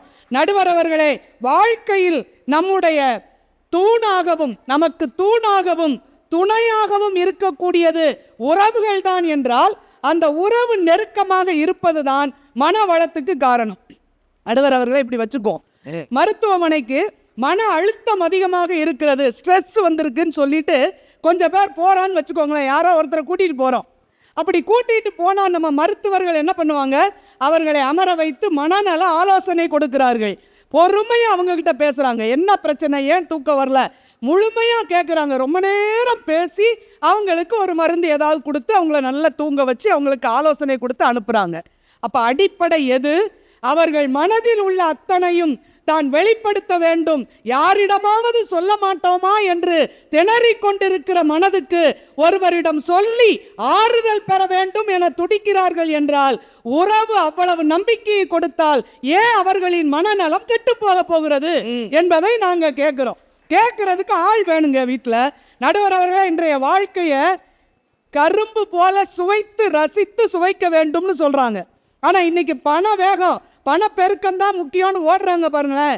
பணப்பெருக்கத்துக்காக ஓடுகின்றவர்கள் கரும்பு போல சுவைத்து ரசிக்க வேண்டிய வாழ்க்கையை மாத்திரை போல முழுங்குவதால் தான் மனநலம் கெட்டு போகிறது என்பது எங்களுடைய வாதம். நடுவர் அவர்களே, வாழ்க்கையில் மனநலம், மன வளம் சிறப்பாக இருக்கிறதுக்கு எது காரணம் தெரியுமா? தன்னம்பிக்கை தான் மன வளத்துக்கு முதுகெலும்பு போன்றது. அதான் ரொம்ப முக்கியம். தன்னம்பிக்கை அவசியம். நம்மலாம் சின்ன பிள்ளைகளாக இருக்கும்போது சைக்கிள் ஓட்டி படிச்சிருப்போம் இல்லையா? எல்லாருமே சைக்கிள் ஓட்டி படிப்போம். சின்ன பிள்ளைகளாக இருக்கும்போது அதுக்குன்னு 1 மணி நேரத்துக்கு ஒரு குட்டி சைக்கிள் வாடகைக்கு எடுத்து அதை நம்ம பிடிச்சி ஓட்டுவோம். நம்மளுடைய அப்பாவோ தாய் மாமனோ யாரோ ஒரு சித்தப்பாவோ சொந்தக்காரங்க யாராவது பின்னால் பிடிச்சி நம்ம பின்னாலேயே ஓடி வருவாங்க சைக்கிளை பிடிச்சிக்கிட்டே. நம்ம அவங்க பிடித்து கொண்டிருக்கிறார்கள் என்ற நம்பிக்கையில் கொஞ்சம் கொஞ்சமாக ஓட்டி ஓட்டி நல்லா ஓட்டுறதுக்கு தைரியம் வந்துடும். காரணம் என்ன? பின்னால நம்ம உறவு நம்மை பிடித்து கொண்டிருக்கிறது என்ற தன்னம்பிக்கை இருப்பதால் சைக்கிள் பயணத்தை போல உறவு இருக்கின்ற நம்பிக்கையில் தான் வாழ்க்கை பயணமும் சிறப்பாக அமையும். ஆனா இன்னைக்கு என்ன நடக்கிறது தெரியுமா? பணப்பெருக்கம் முக்கியங்கிறதுனால கணவன் மனைவி 2 பேரும் வேலைக்கு போகின்ற சூழலில் பிள்ளைக்கு யார் சைக்கிள் ஓட்ட சொல்லி கொடுக்கிறது? அவனே ஓட்ட வேண்டியதான். பின்னால ஓடி போய் சொல்லி கொடுக்கறதுக்கு ஆளே கிடையாது. அதனாலதான் பாருங்களேன், இப்பெல்லாம் சைக்கிள்ல சைடுல 2 குட்டி வீல் வச்ச சைக்கிளை வாங்கி கொடுத்துறாங்க. என்ன அர்த்தம்? யாரையும் நீ எங்களெல்லாம் நம்ப முடியாது, நீயே ஓட்டி நீயே பார்த்துக்கோ என்று சொல்லி சைடு வீல் வச்ச சைக்கிளை கொடுக்கிறார்கள். இதான் பிரச்சனை. இதைத்தான் இன்றைய தலைமுறை சந்திக்கிற டிஸ்க்ளைமர்னு சொல்லுவோம் இல்லையா? பொறுப்பு துறப்பு. நாங்க உனக்கு ஒன்றும் செய்ய முடியாது, நீயா கத்துக்கோ, கீழே விழுந்து எந்திரிச்சு கத்துக்கோ என்று சொல்லுகின்ற ஒரு சூழல் பணத்தின் பின்னால் அலைவதால் அந்த பிள்ளைகளின் மனது பாதிக்கப்படுவதை யாரும் கவனிக்கவில்லை என்றால், நடுவர் அவர்களே, இன்றைக்கு பிள்ளைகளிடம் மிகப்பெரிய ஒரு பிரச்சனை உள்ளது. என்னன்னா, எவ்வளவு சாதித்தாலும் ஒரு திருப்தியற்ற மனநிலை. ரொம்ப அழகா சொல்றாங்க, இம்போஸ்டர் சிண்ட்ரோம் அப்படின்னு அதுக்கு பேராம். அதுக்கு எவ்வளவு சாதிச்சாலும் அதுக்கு ஒரு திருப்தி இல்லாத ஒரு நிலைமை ஏன் வருகிறது? அது வீட்டில் நம்ம ஒரு சின்ன விஷயம் சாதிச்சுட்டு போனா கூட நம்ம வீட்டில் தட்டி கொடுத்து நீ இவ்வளவு செஞ்சிட்டியா என்று பாராட்டுவதற்கு உறவு வீட்டில் இல்லாத காரணத்தினால் அந்த பிள்ளைகள் அப்படிப்பட்ட ஒரு உறவோடு இருக்கிறார்கள். நாங்கள்லாம் கல்லூரியில் படிக்கும்போது தினம் வீட்டில் வந்து எங்கள் அப்பாட்ட கதை சொல்லிக்கிட்டு இருப்பேன். காலேஜில் என்னென்ன நடந்தது என்பதை சொல்லி மகிழ்கின்ற ஒரு தலைமுறை. இப்போ உள்ள நம்ம பிள்ளைங்க பள்ளிக்கூடம் விட்டு வந்த உடனே அங்கே நடந்ததை, தோழிகளோடு விளையாடியதை நம்ம கிட்ட பகிர்ந்து கொள்ள வேண்டும் என்று ஆசைப்பட்டு ஓடி வருகிறது. நம்ம கேட்குறோமா? பிள்ளை பேசுதுங்க, ஆசையாக பேசுது. அம்மா இன்னைக்கு நான் ஒரு தத்துவம் சொல்லவான்ங்குது. என்னன்னு கேட்டேன். குக்கர் விசில் அடித்து பஸ்ஸு போகாது, கண்டக்டர் விசில் அடித்து சாதம் வேகாதுங்குது. இதெல்லாம் எப்படிமா கண்டுபிடிச்சேன்னு கேட்டால் நானே சிந்திச்சேங்குது. உங்கள்கிட்ட படிக்கிற மாணவியா என் பிள்ளையே சரி இப்படி பேசுதுன்னா அதை கேட்டுக்கொள்ளுகின்ற, தட்டி கொடுத்து பிள்ளைகளுக்கு ஆலோசனை கொடுக்கின்ற உறவு நெருக்கமாக இருக்கின்ற வீடுகளில்தான் பிள்ளைகள் சிறப்பாக வளர்வார்கள். அவர்களின் மனநலம்தான் மிகச்சிறந்த மன வளத்தோடு அமையும் என்று சொல்லி, மன வளம் சிறந்து விளங்க பெரிதும் காரணம் பணப்பெருக்கத்தை விட பணப்பெருக்கம் பிரச்சனையை உண்டாக்கும். ரொம்ப அழகாக சொன்னாங்க. ஒரே ஒரு வரியை முடிச்சிடுறேன். பிள்ளைகள் ஊனமுற்று பிறந்தால் சொத்து சேர்த்து வையுங்கள், சொத்து சேர்த்து வைத்து பிள்ளைகளை ஊனமாக்கி விடாதீர்கள் என்று ஒரு அறிஞர் சொல்கிறார் என்றால், பணப்பெருக்கம் என்பது பிள்ளைகளிடம் பிரச்சனையைத்தான் உருவாக்கும். உறவின் நெருக்கம்தான் மன வளமிக்க மாமனிதர்களை உருவாக்கும் என்று சொல்லி வாய்ப்புக்கு நன்றி பாராட்டி விடைபெறுகிறேன். நன்றிவன். அவரும் அப்படி பேசியிருக்க கூடாது. சோளா பூரி வாங்குறது, சாதா பூரி வாங்குறதெல்லாம் சொன்னோன்னே அவங்க கடுப்பாயிட்டார். என்ன நேர நெருக்கடி, மணி அடிக்க வேண்டியிருக்கு. நம்ம மணி அடிக்கும் போது தான் பாப்பையா சார் எவ்வளோ கஷ்டப்பட்டு மணி அடிச்சிருப்பாருன்னு தெரியுது. நம்ம இஷ்டத்துக்கு பேசுவோம்ல, அவர் ஏய் குடிய போதும் யாரு மனசுக்குள்ளே சொல்லிக்கிட்டே மணி அடிப்பார். நல்லா பேசியிருக்கிறாங்க. ஆனால் நம்ம ஒரு டயத்துக்குள்ளே முடிக்கணுமே அப்படின்றதுக்காக தான் மணி அடிக்கிறார். தப்பாக எடுத்துக்காதீங்க. இலைகளின் அடர்த்தி தான் நிழலை தரும். குச்சி குச்சியாக இருந்தால் நிழல் எப்படி வரும்? பனை மர நிழலில் ஒதுங்கியவர்கள் உண்டா? போதி மர நிழலில் தான் ஒதுங்க முடியும். அதான் அவங்க சொல்ல வர்றது. பேசுறதுக்கு 2 உயிர்கள் வேண்டும், அவுட்லெட் வேணும், இல்லாட்டி ப்ரெஷர் பெருகிடும். என்னுடைய கவலைகளை, கஷ்டங்களை, கண்ணீரை, ஆசையை, நிராசையை, தேவையை சொல்வதற்கு ஒரு உயிர் வேண்டும். அது உறவாகத்தான் இருக்க முடியும். பணம் பெருகினால் பிரச்சனை பெருகும். இம்போஸ்டர் சிண்ட்ரோம்ன்றார் தமிழ் வாத்தியார். எப்படி இம்போஸ்டர் சிண்ட்ரோம் எல்லாம் தாறுமாற பேசியிருக்கிறாங்க. என்னங்க நல்லா பேசுகிறாங்களா இல்லையா? இப்போ இதுக்கு பதில் சொல்லணும் முத்துக்குமரன். வாங்கய்யா. பணப்பெருக்கமே.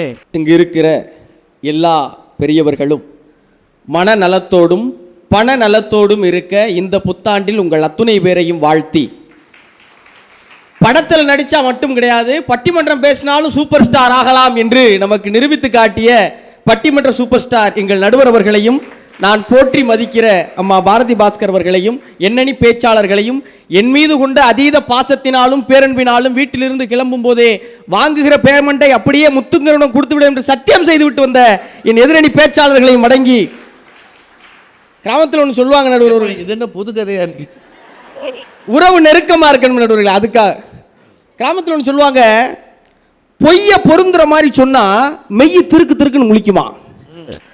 இந்த ஆடியன்ஸ்லாம் அப்படிதான் உட்காந்துருக்காங்க. மன நலம் சிறக்கணும்னா உறவு நெருக்கமாக இருக்கணுமா. பணம் பெருகினாத்தே உறவே நெருக்கமாக வரும். உங்களுக்குலாம் தெரியுமா தெரியாதா? நம்பிக்கையான உறவுகள் இருந்தா ஏன் மனநலம் சிறக்காம இருக்கு? அவன் வந்ததே உறவு நம்பிக்கையா இல்லைங்கிற காட்டிதான். அதனாலதான் மனநலமே போய் வந்துகிட்டு இருக்காங்க. நீங்க இவ்வளவு தியரிக்கு நடுவில் ஒரு 2 பிராக்டிக்கல்ல எல்லாத்தையும் முடிச்சிடலாம்னு நினைக்கிற நடுவர்களே. எல்லாரும் நீங்க என்ன பரிச்சை எழுதிட்டு வந்தீங்களா? எழுதுங்க. எல்லாரும் ஒன்னே ஒன்று இருக்க, ஆண்கள் செய்யுங்க. செல்ஃபியில் நீங்கள் தெரிஞ்சுக்கலாம் பணப்பெருக்கமா உறவின் நெருக்கமான். நேராக உங்கள் மனைவியை கூட்டி போங்க, ஒரு 10 லட்சம் ரூபாய்க்கு நகை வாங்கி கொடுங்க, அந்த கடை வாசலில் வச்சு ஒரு செல்ஃபி எடுங்க. அப்படியே திருப்பி உங்கள் மனைவியை கூட்டிகிட்டு போய் உங்கள் உறவினர்களுக்கெல்லாம் ஒன்றும் செய்ய வேணாம், அவங்க தங்கச்சிக்கே ஒரு 10 லட்சம் ரூபாய் கொடுங்க, அங்கே ஒரு செல்ஃபி எடுங்க. இது என்ன வீட்டுக்குள்ளே உள்ளங்க வரும்போது உறவு நெருக்கமாக இருக்குதுன்னா மகிழ்ச்சியாவா இருக்கிறவர்களே. நீங்கள் இப்போ தெரிஞ்சுக்கிங்க, இந்த நிகழ்ச்சி முடிஞ்ச உடனே வெளியே போய் எல்லாரும் ஒரு 3 நெருக்கமான உறவினருக்கு ஃபோன் அடிச்சு அவசரமாக ஒரு 5 லட்சம் வேணும்னு கேளுங்க. அட நேத்து கேட்டக்கூடாதா? நேத்து கேட்டால் இதே தான் சொல்லியிருப்பாங்க. எத்தனை நேத்து வந்தால் உறவுகள் உங்களிடம் பணம் இருந்தால் நெருக்கமாக இருப்பார்கள். உங்களிடம் பணம் சுருக்கமாக இருந்தால் எங்கே இருப்பாங்கன்னு தெரியாது. இன்னைக்கு காலையில் நடந்தது. இப்போ பைக் டாக்ஸின்னு நீங்கள் எல்லாம் இளைஞர்கள் நிறைய பயன்படுத்துகிறவர்களே. ரேப்பிடோ, அந்த ரேப்பிடோ பயன்படுத்தக்கூடாதுன்னு ஆட்டோ ஓட்டுநர்கள்லாம் போராட்டம் நடத்துகிறாங்க. இன்னைக்கு காலையில் நான் ரயில்வே ஸ்டேஷனில் இறங்கி ரேப்பிடோ பைக் புக் பண்ணுறேன். அந்த இளைஞர் என்ன பண்ணுறாங்க, ஒரு 200 மீட்டர் தள்ளி வந்து ஏறுங்க பிரதருங்கிறாரு. ஏயா நடக்க முடியலன்னு உடனே கூப்பிட்டு நீ என்ன நடக்க வரேன்னா, ஆமாம் ஆட்டோக்காரங்களாம் அடிக்கிறாங்க, என்னால் அடி வாங்க முடியலைங்கிறார். ஆட்டோக்காரங்க அவ்வளவு கஷ்டப்பட்டு ஏன் படிக்கிறீங்க? படிக்கல, நீங்கள் நான் ஐடி கம்பெனியில் வேலை பார்க்குறேன், நைட்டெல்லாம் ஷிஃப்ட்டுக்கு போயிட்டு காலையில் ரேப்பிடோ ஓட்டுறேங்கிறேன். அப்படி என்னங்க பிரச்சனை? அப்பாவுக்கு உடம்பு சரியில்லை, கடன் வாங்கி ஆப்ரேஷன் பண்ணேன், 2 பேர்கிட்ட கடன் வாங்கினேன். ஒருத்தர் ஃபோன் அடித்து தொல்லை பண்ணுறாரு, அவர் பரவாயில்ல. இன்னொருத்தர் வாரம் வாரம் வீட்டுக்கே வந்துடுறாரு. நான் கேட்டேன், உங்கள் மாமா பெரியப்பாலாம் யாரும் இல்லையா, அவங்கக்கிட்ட உதவி கேட்கக்கூடாதா? கடன் கொடுத்ததே அவங்க தாங்கிறாரு. நடுவர்களே, இன்னைக்கு உறவு, இன்னைக்கு இளைஞர்கள் பணம் இல்லாமல் நடுவர்களே காதலிக்க முடியலைன்னா பரவாயில்ல, கனவுகளுக்கு பின்னாடி கூட போக முடியல. இன்னைக்கு இவ்வளவு இளைஞர்கள் இங்கே உட்கார்ந்துருக்கிறாங்க. எவ்வளவு பிரச்சனை. ஒரு நீங்களே பாருங்களேன், ஒரு பையன் பார்க்க போறீங்க, பையனுக்கு என்ன இருக்கு? 15 பெரியம்மா, 14 மாமா, 12 அண்ணன், 11 தங்கச்சி, எல்லாரும் நாங்க நெருக்கமா இருக்கோம். பொண்ணு கொடுப்பாங்களா?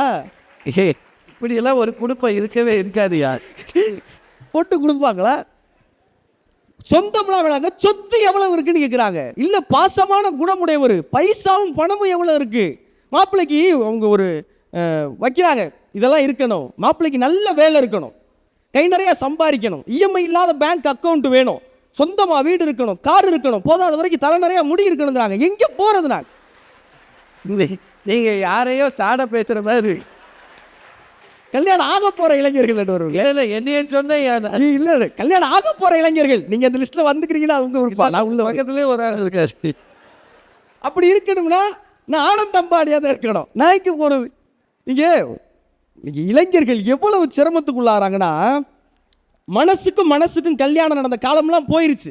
இன்னைக்கு பணத்துக்கும் கல்யாணம் நடந்துக்கிட்டு இருக்கு. எத்தனை பேர் மறுக்க முடியும்? நீ மாப்பிள்ளைக்கு இந்த விஷயங்கள்லாம் இருந்தால் இன்ட்ரெஸ்டட் பெட்டருங்கிறாங்க. மாமனார் மாமியார் இல்லைன்னா மச்சு பெட்டருங்கிறாங்க. நாத்தனார் இருந்தால் நாட் இன்ட்ரெஸ்டடுங்கிறாங்க. எங்கே நடுவங்களே, இன்னைக்கு ஒரு ஐஃபோன் வச்சிருக்கிற பொண்ணு ஐஃபோன் வச்சிருக்கிற பையனை தான் லவ் பண்ணுது.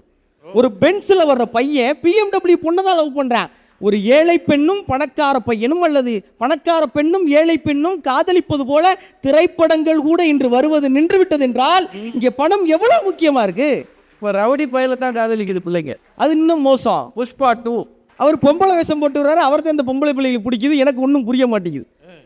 இன்னைக்கு பெற்றோர்கள் எவ்வளோ பாடுபடுறாங்க. பையன் கேட்குறான், பையன் கேட்ட தேதிக்கு முன்னாடி பர்த்டேக்கு பைக் வேணும்னா 2 நாளைக்கு முன்னாடி பைக் வாங்கி கொடுத்தா பைக்குக்கு பின்னாடி மை டேட் இஸ் காட் அப்படிங்கிறான். இல்லைனா ஹீ இஸ் வெரி வெரி பேடுங்கிறான். காலிங் பெல் அடிக்குது, வெளியே செவ்வக பெட்டியோட ஒரு தம்பி நிற்கிறாரு. அந்த பையன் வாங்கிட்டு பே பண்ணிருக்க டேடின்னு புள்ள ஓடி போயிருது. அவர் பேக்குன்னு முடிச்சுக்கிட்டு இருக்காரு. இதையெல்லாம் செய்தால் பிள்ளைகள் பெற்றோர்களை ஆதரிக்கிறார்கள், இல்லை என்றால் பெற்றோரை அவமதிக்கிறார்கள். பொருளாதாரம் எவ்வளவு முக்கியமாக இருக்குது உறவுக்கு நடுவில். ஒன்றும் நடுவர்களே, ஊரில் ஒரு வீடு கட்டுறேன். முந்தானத்து வீட்டு வேலை எப்படிப்பா போய்கிட்டு இருக்கு? எங்கள் அப்பாவுக்கு ஃபோன் அடித்தேன். அவர் அப்பா காலையில் வெள்ளனை சந்தைக்கு போய்கிட்டு இருக்கேன்ப்பானார். ஏன்பா இந்த வயசில் வீடு கட்டுறீங்களா? கட்டுறேன் நடுவர்களே, உங்களுடைய ஆசீர்வாதத்தினாலையும் பணப்பெருக்கத்தினாலையும். அப்போ நீங்கள் இந்த அணி பேசலாம். நிறைய நிகழ்ச்சி கொடுத்தீங்கன்னா சீக்கிரம் கட்டி முடித்து விடு என்பதை அவை குறிப்பாக வைத்துக்கொண்டு அது என் தலையில் வேற வைக்கிறீங்க. எங்கள் அப்பாட்ட கேட்குறேன், எப்பா இன்னைக்கு உங்கள் அம்மா சைடு உறவினர்கள் வர்றாங்க, காலையில் வேமா சந்தைக்கு போய்கிட்டு இருக்கேன்னாரு. எப்போ அம்மா சைடு உறவினர்னா நீ ஒன்றும் போய் வாங்க மாட்டேன்னா நாட்டுக்கோழி வாங்கி சூப்பு வைக்க போறீங்களான்னு கேட்டேன். இல்லைப்பா பெரிய பூசணிக்காய் வாங்கி திருஷ்டி பொம்மையை முன்னாடி வாட்ட போகிறேன், கண்ணாலே செங்கக்கெல்லாம் கருக்கி விட்டு போயிடுவாங்கிறார். இன்னைக்கு சொந்தக்காரங்களாம் வீட்டுக்கு வந்தால் பழம் கொண்டு வராங்க நடுவர்களே, எலும்புச்சம்பளம் கொண்டு வராங்க. அதில் ஒரு சந்தனம் குங்குமம்லாம் இருக்குது. உங்களுக்கு தெரியாத ஒன்றும் இல்லை. தகடெல்லாம் கொண்டு வராங்க. இன்னும் முட்டையெல்லாம் நம்ம நல்லா இருக்கணும்னு கோயிலில் கும்பிட்டு கொண்டு வந்து வைக்கிறாங்க. வீடு கட்டுனா வந்து நீங்களா கட்டியிருக்கீங்க, ஏன்டா நாங்களா கட்டக்கூடாதா? இல்லை நீ வந்து கட்டித்தர போறியா? நான் தெரியாமல் கேட்டேயா நடுவர்களே, உங்களை அதே மேடையிலேயே பண்ணு சொல்கிறேன். உங்களுக்கு அந்த தகடுகளும் எலுமிச்சம்பழமும் தெரியாது என்பதால் இன்னைக்கு ஒன்றும் இல்லை. எலெக்ஷன் டைம் என்ன கேட்குறாங்க வேட்பாளர்கள்ட்ட? உங்களுக்கு எத்தனை உறவினர்கள் இருக்கான்னு கேட்குறாங்க. எவ்வளவு சொத்து வச்சிருக்கீங்கன்னு கேட்குறாங்க. நீங்கள் வாக்குறுதிகளை பார்க்கணும். வருஷம் 1 லட்சம் ரூபா தாரோம். பெண்களுக்கு வந்து புதுமை பெண் திட்டத்தில் 1000 ரூபா கொடுத்த மாதிரி தமிழ் புதவன் திட்டத்தில் பசங்களுக்கு 1000 ரூபா தரோம். செய்யல அப்பாற்பட்டது. கண்ணியமான கணவன்மார்களே, இனிமே வருடம் ஒரு முறை உங்களுக்கு ஒரு மாமனார் மாமியார் வீட்டுக்கு அனுப்புவோம்னு சொல்கிறாங்களா? உறவு நெருக்கமாக இருக்கிறதுக்கு அரசாங்கத்துக்கு தெரிஞ்சிருக்கு பணம் தான் முக்கியங்கிறது சொன்னாங்க. லட்சுமி சரஸ்வதி இருக்கும்னு சொன்னாங்க. ஒரு கவிதை இங்கே நான் பதிவு பண்ணணும்னு நினைக்கிறேன். வறுமையின் காரணத்தால் படிப்பை நிறுத்தி விட்டார்கள் எதிர் வீட்டு லட்சுமியும் சரஸ்வதியும்னு ஒரு கவிதை படிச்சு. எத்தனை பேர் இன்னைக்கு பணம் இல்லாதனால எவ்வளவு வாய்ப்புகளை இழக்கிறாங்க. அப்போ இந்த உறவுகள் எங்கே நடுவர்களே போயிடுது? கடைசி காலத்தில் பென்ஷன் வாங்குகிற பெரியவர்கள் தான் பேரன்பு இல்லங்களில் சேர்க்கப்படாமல் இருக்கிறார்கள். உண்மையா பொய்யா? உறவுகள் எங்கே போய் ஒளியுது? மனநலத்தை காக்க வேண்டிய உறவுகள் எங்கே போய் சொல்ல? இந்த ஒரே ஒரு விஷயத்தை சொல்லி நான் நிறைவு பண்ணுறேன். அலமேலு மங்கைன்னு ஒருத்தவங்க எழுதின கவிதை. குபேர மூலையில் சுவர் முழுவதும் கடன் கணக்குன்னு ஒரு கவிதை எழுதியிருக்காங்க. எத்தனை வீடுகள் இப்படி இருக்கு? அந்த கடன் கணக்கை அழிக்கிறதுக்கு உறவுகள் வந்திருக்கணுமே, ஏன் வரலை? அந்த கணக்கை நீங்கள் தான் அழிக்க வேண்டும். உங்கள் பணம் பெருகினால் உறவுகள் நெருங்கும், மனநலம் நன்றாக இருக்கும் என்று உங்கள் அனுபவத்தை எனது வாதமாக வைத்து விடைபெறுகிறேன். நன்றி, வணக்கம். முத்துக்குமரன் யதார்த்தமாக பேசியிருக்கிறார். குபேர மூலையில் கடன் கணக்கு எப்படியா இருக்கும் வீடு?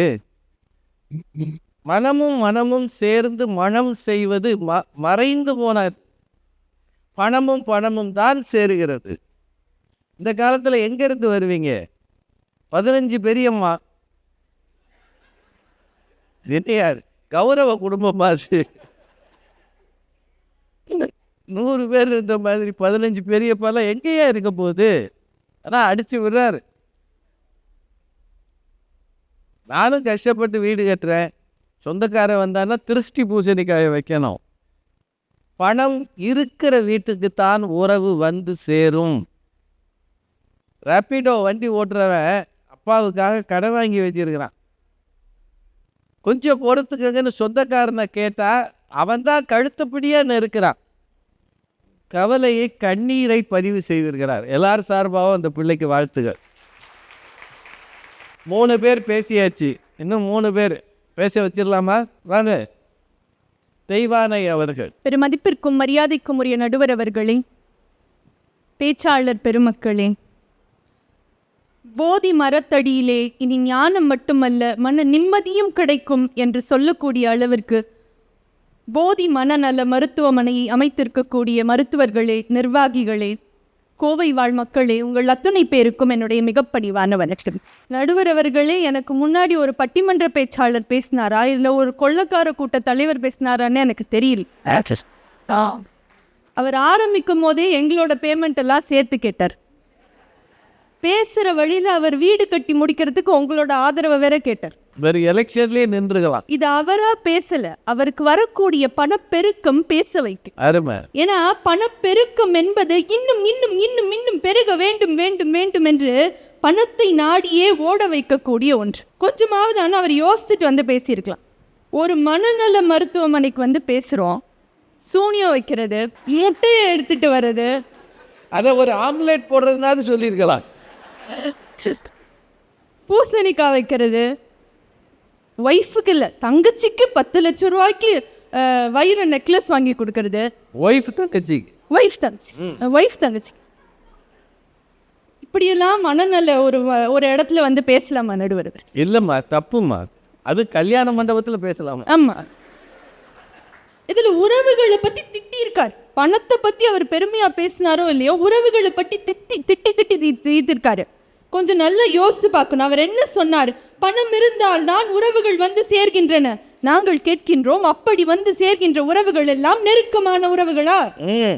இப்போ உறவுகள் என்பது எண்ணிக்கையில் இல்லை, எண்ணங்களில் தான் இருக்கின்றது நெருக்கமான உறவுகள் என்பது. சரி, பணப்பெருக்கம் என்ன கொடுக்கும்? இப்போ அவரை மாதிரி வீடு கட்டலாம், நல்ல சோஃபா வாங்கி போடலாம், நல்ல பெரிய டிவி வாங்கி போடலாம், வசதியான வாழ்க்கையை பணப்பெருக்கம் தரலாம். ஆனால் நெருக்கமான உறவுகள் தான் அன்பையும் பாசத்தையும் கொடுக்க முடியும். பணம் வேண்டாம் நாங்கள் ஒரு நாளும் சொல்லலை. புறத்திற்கு பணம் வேண்டும், நம்முடைய புற வாழ்க்கைக்கு பணம் வேண்டும். ஆனால் மனநலம் என்பது அகம் சார்ந்த ஒன்று. அந்த அகம் சார்ந்த ஒன்றுக்கு அன்பும் பாசமும் வேண்டும். அதை நெருக்கமான உறவுகள் தான் தர முடியும். தம்பி லட்சமா போட்டு ஐஃபோன் வாங்கலாம், ஆனால் அதில் சாப்பிட்டியாடா தம்பின்னு கேட்கறதுக்கு ஒரு குரல் வேண்டும். ஆயிரக்கணக்காக கொட்டி ஒரு சோஃபா வாங்கலாம், அது இன்பம் இல்லை, அங்கே சாய்ந்து கொள்ள ஒரு தோள் வேண்டும். மெத்துன்னு மெத்த வாங்கலாம், ஆனால் அச்சோ பிள்ளைக்கு கொசு கடிக்குமே குளிருமேன்னு சொல்லி அன்பா போத்தி விடுற கரங்கள் வேண்டும். இது எல்லாமே இல்லைன்னா ஒருத்தருக்கு சூனியம் வைக்கிறதும் வைஃபோட தங்கச்சிக்கு வைர நெக்லஸ் வாங்கி தரதுன்னா தோணும். இன்னும் அவர் கல்யாணமே ஆகலம்மா. அவருக்கு எதுக்குன்னு நான் கேட்கிறேன் நடுவர். பெருக்கம்னு பேசுறாருல்ல, இந்த நிகழ்ச்சிக்கு தெரியாம வந்துட்டாரு அவர். நடுவர் அவர்களே, உறவுகளின் நெருக்கம் மனநலத்தை தராதுன்னு பேசுறவர் எது கல்யாணம் பண்ணிக்கலாம்? ஆமா ஆமா, பணப்பெருக்கத்தோட வாழ்ந்துட்டு போலாம் இல்லையா? அவருக்கு முன்னாடி பேசின ஐயா சொன்னாரு, அழற குழந்தைக்கு பால் பவுடர் வாங்கி கொடுக்கணும்ல அப்படின்னு கேட்டார். நிறைய மருத்துவர்கள் இங்கே இருக்காங்க. ஒரு சின்ன குழந்தை, பிறந்த குழந்தை அழறது அப்படின்னா பால் பாட்டில் வச்சா கூட தட்டி விடும். போய் இழுத்து போத்துனா, ஒருவேளை குளிராக இருக்கோ ஃபேனில் ஆஃப் பண்ணிட்டு இழுத்து மூடினா போத்துனா கூட வந்து அதையும் தட்டி விட்டுரும், அழுதுகிட்டே இருக்கும். ஆனால் அம்மா வந்து தூக்கி கையில் வச்சுட்டோன்னு அழுகை நிறுத்திடுச்சு. இது அறிவியல் ரீதியாக சொல்லப்பட்டது. ஏன்னா தாயினுடைய தொடுகை, தாய் பக்கத்தில் இருக்கக்கூடிய ஒரு விஷயம் காமிங் ஹார்மோன்ஸ், ஆசுவாசப்படுத்தக்கூடிய சுரப்பிகளை சுரக்கும் என்று சொல்லப்படுகின்றது அறிவியல் ரீதியாக. இதை நாங்கள் என்ன சொல்கிறோம், அழற குழந்தைக்கு மட்டும் அல்ல, அழற இளைஞர்களுக்கும் அழுகின்ற நடுத்தர வயதினருக்கும் கூட, இதெல்லாம் ஒன்றுமே இல்லை, நீ வந்துடுவ மேலே அப்படின்னு தட்டி கொடுக்கக்கூடிய அந்த மந்திர தொடுகையை நெருக்கமான உறவுகள் தான் கொடுக்க மாட்டேன். என்னோட ஆஃபீஸ் போகிற வரியில் ஒரு பஸ் ஸ்டாண்டில் ஒரு பாட்டியை பார்ப்பேன். அந்த பாட்டி கட்டாந்தரையில் தான் அப்படியே உட்காந்துருப்பாங்க. சுற்றி ஒரு 4-5 மூட்டை இருக்கும், அதுதான் அவங்களோட உடைமைகள். கூட ஒரு தாத்தா இருப்பார். என்னடா இது இவ்வளோ கஷ்டமாக வாழ்கிறாங்களே, காசு பணம் இல்லாமல் எப்படி வாழ்வாங்க நான் பல தடவை நினச்சிருக்கேன் நடுவர். அடுத்த நாள் ஒரு தடவை அந்த பக்கம் கிராஸ் பண்ணி போகிறேன், தாத்தாவும் பாட்டியும் கூலாக உட்காந்து குல்ஃபி சாப்பிட்டுட்டு இருக்காங்க. பாவட்டியில் இருக்கிற பாட்டி குல்ஃபியை சாப்பிடும் போது முகத்தில் ஒரு ஜொலிப்பு இருக்கு பாருங்களேன். அன்னைக்கு தான் புரிஞ்சது, பாட்டி வறுமையில் இருக்காங்க, கோடி கோடியா பணத்தை தேடி ஓடுற நாம வெறுமையில் இருக்கோம் போலன்னு அன்னைக்கு தான் புரிஞ்சு. தாத்தா வாங்கி கொடுத்துருப்பார். நடுவர் அவர்களை நம்ம நல்லா யோசித்து பார்க்கணும். அவர் பணப்பெருக்கம்னு நிறைய பேசியிருக்காரு. காலையில் 7 மணி 8 மணிக்கு நம்ம ரோட்டில் போனோம்னா ட்ரக்கில் காய்கறி மூட்டையெல்லாம் ஏற்றிட்டு போவாங்க. அது மேலே படுத்துட்டு போகிறவங்க அசந்து தூங்கிட்டு போவாங்க, இப்படி சொக்கி சொக்கி விழுந்து தூங்கிட்டு போவாங்க. ஆனால் என்னைக்காவது ஒரு நாளாவது ஒரு ஆடி கார்லையோ இல்லை ஒரு BMW கார்லையோ சொக்கி விழுந்து தூங்குற ஒருத்தரை நம்ம பார்த்துருக்க முடியுமா? அவர் அடுத்து என்ன செய்யலாம்னு யோசிச்சுக்கிட்டே போவார். அடுத்து எப்படி பணத்தை பெருக்கலான்னு யோசிச்சுட்டே போவார். மொபைலில் பேசிக்கிட்டே போவார். நீங்க நல்லா பாத்தீங்கன்னா இன்னும் 2 மாசத்துல அது முத்துக்குமாரா கூட இருக்கலாம். அப்போ அவர் ஆடி கார் வாங்குறாருன்றீங்க? ஆமா. நடுவர் அவர்களே, இன்னைக்கு 25 வயசுல இருக்கக்கூடிய பையனுக்கு ஒரு மிகப்பெரிய தனிமை இருக்கின்றது. என்ன காரணம் என்றால், லட்சமா பேங்க்ல வந்து சேலரி விழுது, கோடி கோடியா பணம் சம்பாதிக்கிறான் வருஷத்துக்கு. ஆனாலும் ஒரு லோன்லி லிஸ்ட்லயே இருக்காங்க. என்ன காரணம் அப்படின்னு பார்த்தா, கேர்ள் ஃப்ரெண்ட் இல்லைன்ற ஒரு வருத்தம். இப்போ முத்துக்குமார் கூட இவ்வளோ உறவுகளை திட்டி பேசினாரே, காதல் கூட பணத்தை பார்த்து தான் வருகிறதுன்னு சொல்லிட்டு பணத்தை கொடுத்து எப்படியாவது காதலை சம்பாதிக்கணும்னு தானே அவருமே நினைச்சாரு. IPhone with iPhone. ஏன் இவ்வளவு பணம் இருந்தும் கூட நீங்க ஒரு காதலியை தேடுகிறீர்கள் என்றால், பணம் காதல் பேசாது, அன்பு செய்யாது, சண்டை போடாது, சமாதானமும் பேசாது. உணர்வற்ற ஒன்று எப்படி உணர்வுகளை சரி செய்ய முடியும்? பணம் என்பது உணர்வற்ற ஒன்று. பணத்துக்கு அழுக தெரியாதியா? அவர் அனந்த் அம்பானியா தான் இருக்கணும் அப்படின்னு சொன்னார். ஆனா நீங்க நியூஸை முழுசா படிக்காம விட்டீங்கன்னு நினைக்கிறேன். அந்த பெரிய ஃபங்க்ஷன் நடந்து முடிஞ்சதுக்கு அப்புறம் ஒரு வீடியோ வந்து ரொம்ப வைரலா போச்சு இன்ஸ்டாகிராம்ல. அதாவது கிட்டத்தட்ட $110 மில்லியன் சொத்து மதிப்புடைய ஈஷா அம்பானி தன்னோட குழந்தைங்க ஸ்கூல்ல இருந்து வரக்கூடிய குழந்தைங்களை வீட்டுக்கு கூட்டு போறதுக்காக தெருவில் ஸ்கூல் வாசல்ல நின்று குழந்தைங்களுக்காக வெயிட் பண்ணாங்க சார். இப்ப கோடி கோடியா இருக்கக்கூடிய குடும்பங்கள் கூட தன்னுடைய உறவுகளின் நெருக்கம்தான் முக்கியம் என்று தன்னுடைய பணி சுமைகளை எல்லாம் விட்டு விட்டு வந்து நிற்கின்றார்கள் என்றால், மனநலத்தை உறவுகளின் நெருக்கம் தானே தர முடியும். ஒரு செய்தியை சொல்லி நிறைவு செய்கின்றேன் நடுவர் அவர்களே. அவர் சொன்னார், எனக்கு 15 பெரியம்மா இருக்காங்க, 11 பெரியம்மா இருக்காங்க, 10 தங்கச்சி இருக்காங்க, இவ்வளவு பெரிய குடும்பமா நாம இருக்கோமே அப்படின்லாம் பேசினாரு. இவ்வளவு பேர் பொண்ணு தருவாங்களான்னு கேட்டார். ஆமா, அவருக்கு தான் கல்யாணமே நடக்காதுன்னு சொல்லிட்டு திரும்ப சொல்லாதீங்கம்மா. நடுவர் அவர்களே, பொண்ணு தருவாரா அப்படின்னு கேட்டாரு. கனவுகளுக்கு உறவுகள் கூட வருவாரான்னு கேட்டார். ஆனா சமீபத்தில் பிரக்ஞானந்தாவினுடைய ஒரு அவங்க செஸ் மாஸ்டர் கிராண்ட் மாஸ்டர் ஆன போது ஒரு படம் ரொம்ப வைரலாக வந்தது. பிரக்ஞானந்தாவினுடைய படம் அல்ல, அவருடைய தாயினுடைய படம். அவர் பேசும்போது அவங்களோட அம்மா பக்கத்தில் நின்று அப்படி சிரிச்சுக்கிட்டே இருந்தாங்க. அந்த படம் ரொம்ப வைரலாக வந்தது. இத்தனைக்கும் அவங்க அம்மாவுக்கு எந்த செஸ் மூவ்ஸும் தெரியாது. ஆனால் எங்கெல்லாம் பையன் போகிறானோ அங்கெல்லாம் கூடவே ஒரு இண்டக்ஷன் ஸ்டவ்வும் அரிசியோ ரசப்பொடியை எடுத்துகிட்டு போய் ரசம் வச்சு பையனுக்கு கொடுத்தா அவன் நல்லா விளையாடுவான்ற நுட்பம் மட்டும் தெரியும். பணத்தினால் இன்ட்ரெஸ்ட் வரலாம், பேங்க்ல இன்ட்ரெஸ்ட் வரலாம், ஆனால் நெருக்கமான உறவுகளால் தான் தன்னுடைய கனவுகளுக்கான இன்ட்ரெஸ்டை கொடுக்க முடியும். நடுவர் அவர்களே, ஒன்றை சொல்லி நிறைவு செய்கின்றேன். இது மனநல மருத்துவமனை அப்படின்றதுனால மனநல மருத்துவர்கள் கூட அவங்க ஃபேமிலி என்கேஜிங்னு ஒரு கான்செப்ட் இருக்கு. தானாக சரி செய்ய முடியாவிட்டாலும் கூட இருக்கக்கூடியவங்க சொல்லி சொல்லி சொல்லி சொல்லி சில விஷயங்களை சரி செய்யலான்னு உண்டு. அது மாதிரி புனேவை சேர்ந்த ஸ்வேதா குருதர் பட்டேல் அப்படின்ற தம்பதியருக்கு ஆஹான் அப்படின்ற ஒரு ஆட்டிசம் குழந்தை உண்டு. அந்த குழந்தைக்கு ஆட்டிசம்னு கண்டுபிடிச்ச உடனே அந்த குழந்தையால் எழுத வரல. ஸ்கூலில் இருக்கக்கூடிய டீச்சர்ஸ்லாம் அவனுக்கு எழுதவே வரலையே அப்படின்னு சொல்லி கேட்குறாங்க. உடனே அவங்க அம்மா, இவன் எல்லாமே வித்தியாசமாக சொன்னாதான் புரிஞ்சுப்பான்னு சொல்லிட்டு சார்ட் பேப்பரை கட் பண்ணி அதில் ஒரு கம்மு தடவி அதுக்கு மேலே வந்து மண்ணை போட்டு தொட்டு தொட்டு தொட்டு தொட்டு பார்த்து ஒவ்வொரு லெட்டராக சொல்லி கொடுத்தாங்களா, ABCDலேருந்து ஹிந்தி லெட்டர்ஸ் வரைக்கும். அதுக்கப்புறம் அந்த பையன் ரொம்ப ஃபாஸ்ட்டாக படிச்சுட்டானா. எந்த குழந்தைய பார்த்து இவன் 2nd ஸ்டாண்டர்ட் கூட போகமாட்டான்னு சொன்னானோ அந்த குழந்தை இன்னைக்கு 16 வயசில் 9th ஸ்டாண்டர்ட் படிச்சுட்டு இன்னும் நான் நிறைய படிப்பேன்ற கனவோடு இருக்கின்றன. இப்போ பணம் என்பது பணத்திலே கொடுத்தல் வாங்கல் இருக்கலாம், ஆனால் வாங்குதல் என்பதே இல்லாமல் கொடுப்பதற்கு மட்டும் தயாராக இருக்கக்கூடிய உறவுகளால் எத்தனையோ மனநலம் பாதிக்கப்பட்ட குழந்தைகள் கூட உயர்ந்து நிற்கின்றார்கள். எனவே நடுவர் அவர்களே, உள ரீதியாகவும் சரி உணர்வு ரீதியாகவும் சரி உணர்ச்சியுள்ள உறவுகள் தான் அந்த நெருக்கம் தான் நம்முடைய மனநலத்தை காத்து நிற்கும் எனவே பணம் நிறைய இருந்தால் பத்திரங்களாக இருக்கும் முத்துக்குமார், ஆனால் நல்ல உறவுகளின் நெருக்கம் இருந்தால் மட்டும்தான் உங்களுடைய வாழ்க்கையே பத்திரமாக இருக்கும். எனவே நடுவர் அவர்களே, மனநலம் சிறக்க நெருக்கமான உறவுகள் தான் தேவை என்று சொல்லி நல்ல வாய்ப்பிற்கு நன்றி கூறி விடைபெறுகிறேன். நன்றி யுவனை. இன்னுமே நல்லா கைதட்டலாம் தெய்வானை. ஒரு கணினி துறையில் இருக்கிற ஒருத்தர் இந்த மாதிரி தமிழை அணுகுவது என்பது கடினமானது. ஆசிரியர்கள் தான் பேசினார்கள் ஒரு காலத்தில் பட்டிமன்றங்களில், இந்த மேடம் மாதிரி. வேறு துறைகளில் இருப்பவர்களுக்கு பட்டிமன்றம் பரிச்சயமானது ஒரு 10-20 வருடமாக தான். இவர்கள் வந்த பிறகு அந்த போக்கு எவ்வளவு மாறி இருக்கிறது பாருங்க. ரொம்ப அழகாக பேசியிருக்கிறாங்க.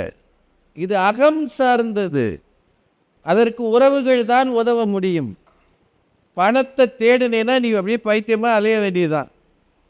இன்னும் ஆடி காரில் போகிற எவனாவது தூங்கியிருக்கானா தெரியாது. ஏன்னா ஃபுல்லாக கண்ணாடி ஏற்றி விட்டுருவாங்க. அதுவும் கருப்பு கிளாஸுக்குள்ளே என்ன நடக்குதுன்னே நமக்கு தெரியாது. சாதாரண வண்டியில் இருக்கிறவன் இந்த லோடு வண்டியில் தூங்குறான் பாருங்க, அதை விடுங்கய்யா. அந்த ஆழ்துளை கிணறு போடுவார்ல, போரு, இந்த 3வது தெருவில் போட்டாலே நம்ம தூங்க முடியாது. ஆனால் அந்த மிஷின் என்ஜினுக்கு பக்கத்தில் ஒருத்தன் தூங்கிட்டு இருப்பான், பார்த்துருக்கீங்களா? பார்த்துருக்கீங்க? சரி, அந்த லாரிக்கு கீழே படுத்தே தூங்குவாங்க. இதெல்லாம் இருக்காயா? தூக்கம்ன்றது முக்கியமானதுயா. அது உறவுகளின் நெருக்கத்தில் தான் வரும். டாக்டர் ஒரு விஷயம் சொன்னார்ல, தூங்காமல் இருந்தீங்கன்னா கஷ்டம்னு ஒரு எச்சரிக்கை கொடுத்தார் இல்லையா? திடீர்னு ராத்திரி கரண்ட்டு கட்டானா தூக்கம் போயிடுது, ஏசி கம்மியான தூக்கம் போயிடுது. நமக்கு இப்போ பயம் வருது. 3 மணிக்கு தூக்கம் போனால் கவனமாக இருன்றாரு.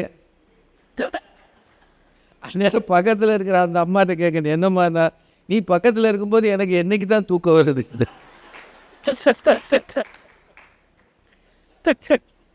இப்படி சொல்கிற ஒரு காமெடி காலத்தில் உறவுகள் தான் முக்கியம்னு மிகச்சிறப்பாக பேசியிருக்கிறார் தெய்வானை அவர்கள். அவர்களுக்கு வாழ்த்துகள்.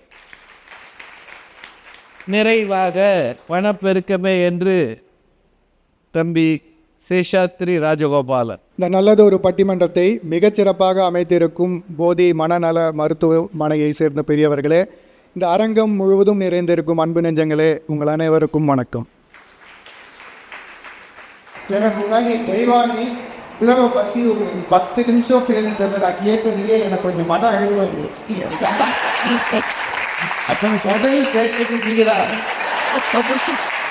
எப்போதுமே ஒரு சிக்கல் என்னன்னா, உறவு ரொம்ப பேசினா அந்த கேட்டவங்களாலே மன அழிவு வந்துடும். அப்படிலாம் பேசு வெதுக்கு 2 காது இருக்கு அப்படின்னு வேடிக்கையாக சொல்லுவாங்க. உணவுல பேசினா ஒரு காலத்தில் வந்து ஒரு காலத்தில் இருந்துட்டாங்க. அதில் இருக்க தெய்வானைச்சி வந்து உணவு இப்போ கடுப்பு வைக்கும் கோபம். அவங்க நல்லா பேசியிருக்காரு, தம்பி நல்லா பேசியிருக்காருன்னு அவங்க சொல்லலாம். பாசிட்டிவ்ஸ் தான். இப்போதான் 10 பட்டிமன்றம் பேசியிருக்காங்க. தெய்வானை 10 வருஷமாக பட்டிமன்றம் பேசுகிறாங்க. என்ன தப்பாக வெயிட் பண்ணிட்டு நான் வாழ 5-10 வராங்க.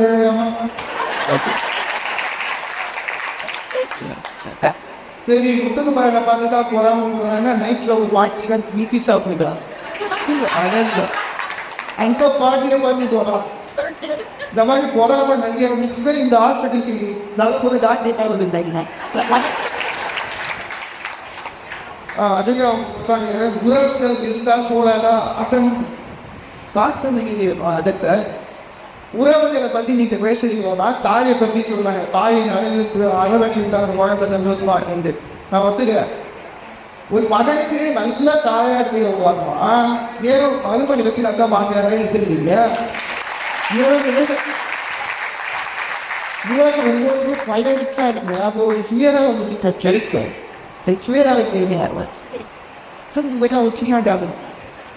காதல் இருந்தாலும் ஒரு வார்த்தைக்கு பேசுகிறாங்க. சார், காதல் இருந்தாலும் சார் நல்ல விஷயம் தான் கல்யாணம் பண்ணுறோம். ஏதோ ஒரு விஷயம் பெரியணும் அப்படின்னு ஆயிடுச்சு. அந்த கொண்டு மட்டும் சம்பாதிக்கல அப்படின்னா அந்த வாழ்க்கையில் என்ன தீர்ப்பு கொடுப்பாங்கன்னா அந்த கணவன் பற்றி ஒரு முறையெல்லாம் ஜீவனாம்சத்தை சொல்லுவாங்க, ஆயுத மொழி பேசணும் அப்படின்னா ஏற்கத்தீங்க மனுஷத்துல காதல் வச்சுட்டு காதல் கடவுங்க நினைவு வாழ்ந்துட்டு போயிட்டாங்க. அழகு வச்சு இந்த பணமாச்சு எதிர்காலத்தை நீ எதிர்கொள்ள தைரியமாக்கும் வச்சுக்கோன்ட்டு உலகம் கொடுக்குறாங்க. எல்லாத்தையும் வாங்கிட்டு காதல் போகும்.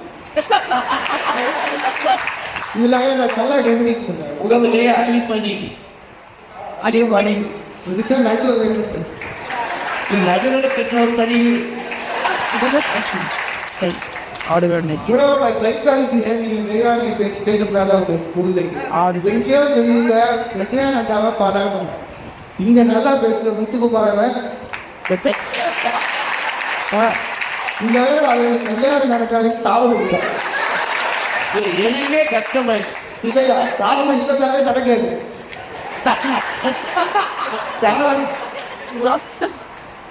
இது தமிழ் யோசிக்கிறான். சாவம் இல்லதாவே நடக்காது. அவர் படிப்படியாக நல்லா சம்பாதிச்சு ஒரு நிலைக்கு தான் நடக்கும். அதை முயற்சியில் அவருக்கு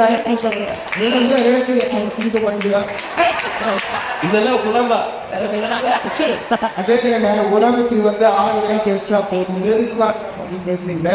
அந்த உணவுக்காரங்க உடம்பு ஐசியூ சீரியஸாக இருக்கேன். நீங்கள் மட்டும் அங்கே போயிட்டு என்னாச்சு நெஞ்சு வலியா? நெஞ்சுனா வலிக்க தான் செய்யும், கவலைப்படாதீங்க. இது 3rd அட்டாக் தானே, போயிடுவார். ஏன் கவலைப்படாதுன்னா செலவுக்கு பணம் இல்லையா அவங்களுக்கு, அதனால சொல்கிறாங்க அவர் செத்துருவார் கவலைப்படாதீங்கன்னு. இப்படி நீங்கள் பேசினா அந்த உறவு உங்களை மதிக்குமா? ட்ரை பண்ணுவோம் நம்மளால் முடிஞ்ச வரைக்கும். இந்தாங்க என்கிட்ட 1,00,000 ரூபாய் இருக்குது, எழுந்து உட்காந்துருவார். அவர் நம்மக்கிட்ட ஒரு வார்த்தை பேசினார்னா நமக்கு நம்பிக்கையாக இருக்கும். நாங்கள் வச்சுக்கோங்க தைரியமாக இருங்கன்னு சொன்னீங்கன்னா உறவு உங்களை மதிக்குமா? சரி தெய்வானை தான் ஓரளவுக்கு சின்ன பொண்ணு அப்படின்னு பார்த்தா அதில் அவங்க ஒரு முக்கியமான பாயிண்ட் பேசினாங்க. தெய்வானை பில்லி சூனியத்தெல்லாம் பற்றி பேசுகிறாரு முத்துக்குமரன் அப்படின்னு. இந்த மாதிரி உறவுகள் இருந்தால் அதை பற்றியெல்லாம் நாங்கள் தெரிஞ்சு வச்சுக்கணும். இதில் ஒரு சிக்கல் என்ன தெரியுமா? பில்லி சூனியம் வைக்கிறது சீப்பு, எடுக்கிறதுக்கு காசு வாங்குறாங்க. நாங்கள் இதிலெல்லாம் அனுபவப்பட்டிருக்கோம், அதனால தான் பேசுகிறோம். அதில் வேறு ரேவதி மேடம் சொல்கிறாங்க அவங்க வந்து லட்சுமியா, பாரதி மேடம் வந்து சரஸ்வதியா. இதில் எனக்கு மாற்று கருத்து இல்லை. ஆனாலும் அவங்களுக்குள்ளேயே ஒத்துமை இல்லை தெரியுமா? லக்ஷ்மி சரஸ்வதிக்குள்ளே லக்ஷ்மி இருக்கிற இடத்துல சரஸ்வதி இருக்காது, சரஸ்வதி இருக்கிற இடத்துல லக்ஷ்மி இருக்காது.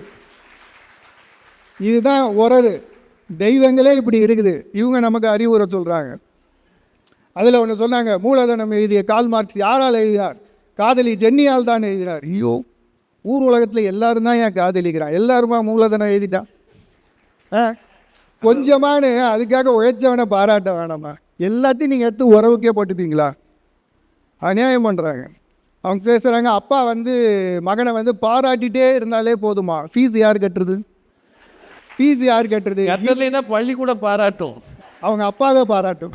இவங்க சின்ன வயசில் போயிட்டு அப்பா கிட்ட கதை சொல்லும்போது அப்பா பாராட்டியிருக்காரு. அப்போ திட்டிருக்கணும். அவங்க திட்டிருந்தா இன்றைக்கி எங்களுக்கு ஆறுதலாக பேசியிருப்பாங்க. அவங்க நடுவர் அவர்களே மணி உங்ககிட்ட தான் இருக்குது, அதுக்குன்னு இவ்வளோ சீக்கிரம் அடிச்சிட்டிங்கன்னா எதிரணிக்காக நாங்கள் ஏன் கஷ்டம் எனக்கு கஷ்டம் எந்திரிச்சு போக விடாமல் பார்த்துக்கிட்டு இருக்கேன்.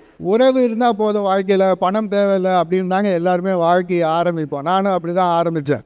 ஒரு 10 வருஷம் முன்னாடி ரொம்ப ஆசையாக கல்யாணம் பண்ணேன். சரி, ஒரு 10 வருஷம் கேச்சு எனக்கு இப்போ என்ன உதிக்குதுன்னா, அந்த கல்யாணம் பண்ணாத நம்ம சும்மாவே இருந்திருக்கலாம். இது பலருக்கும் இந்த ஞான உதயம் வரும். ஏன்னா பல உறவுகள் நமக்கு இருந்தாலும் மனைவின்னு ஒரு சிறப்பு உறவு இருக்குது பார்த்தீங்களா? மனிதர் உறந்துக்குள்ள இது மனித உறவு அல்ல, மஞ்சுமல் பாய்ஸ் உறவு. அதையும் தாண்டி மோசமானது. அதாவது வீட்டில் ஒரு வாக்குவாதம், ஒரு சண்டை நடக்குதுன்னு வைங்களேன், நாம் சத்தமாக பேசினா அது சண்டையா, அவங்க சத்தமாக பேசினா அது மூட் ஸ்விங்கா. பெரிய பூமரா இவங்க மூடு மட்டும் ஸ்விங் ஆகும். நம்ம பத்திரமா இருக்கணும், இல்லை நம்ம மூஞ்சிலே அடிக்க இப்படியெல்லாம் பேசுகிறாங்க.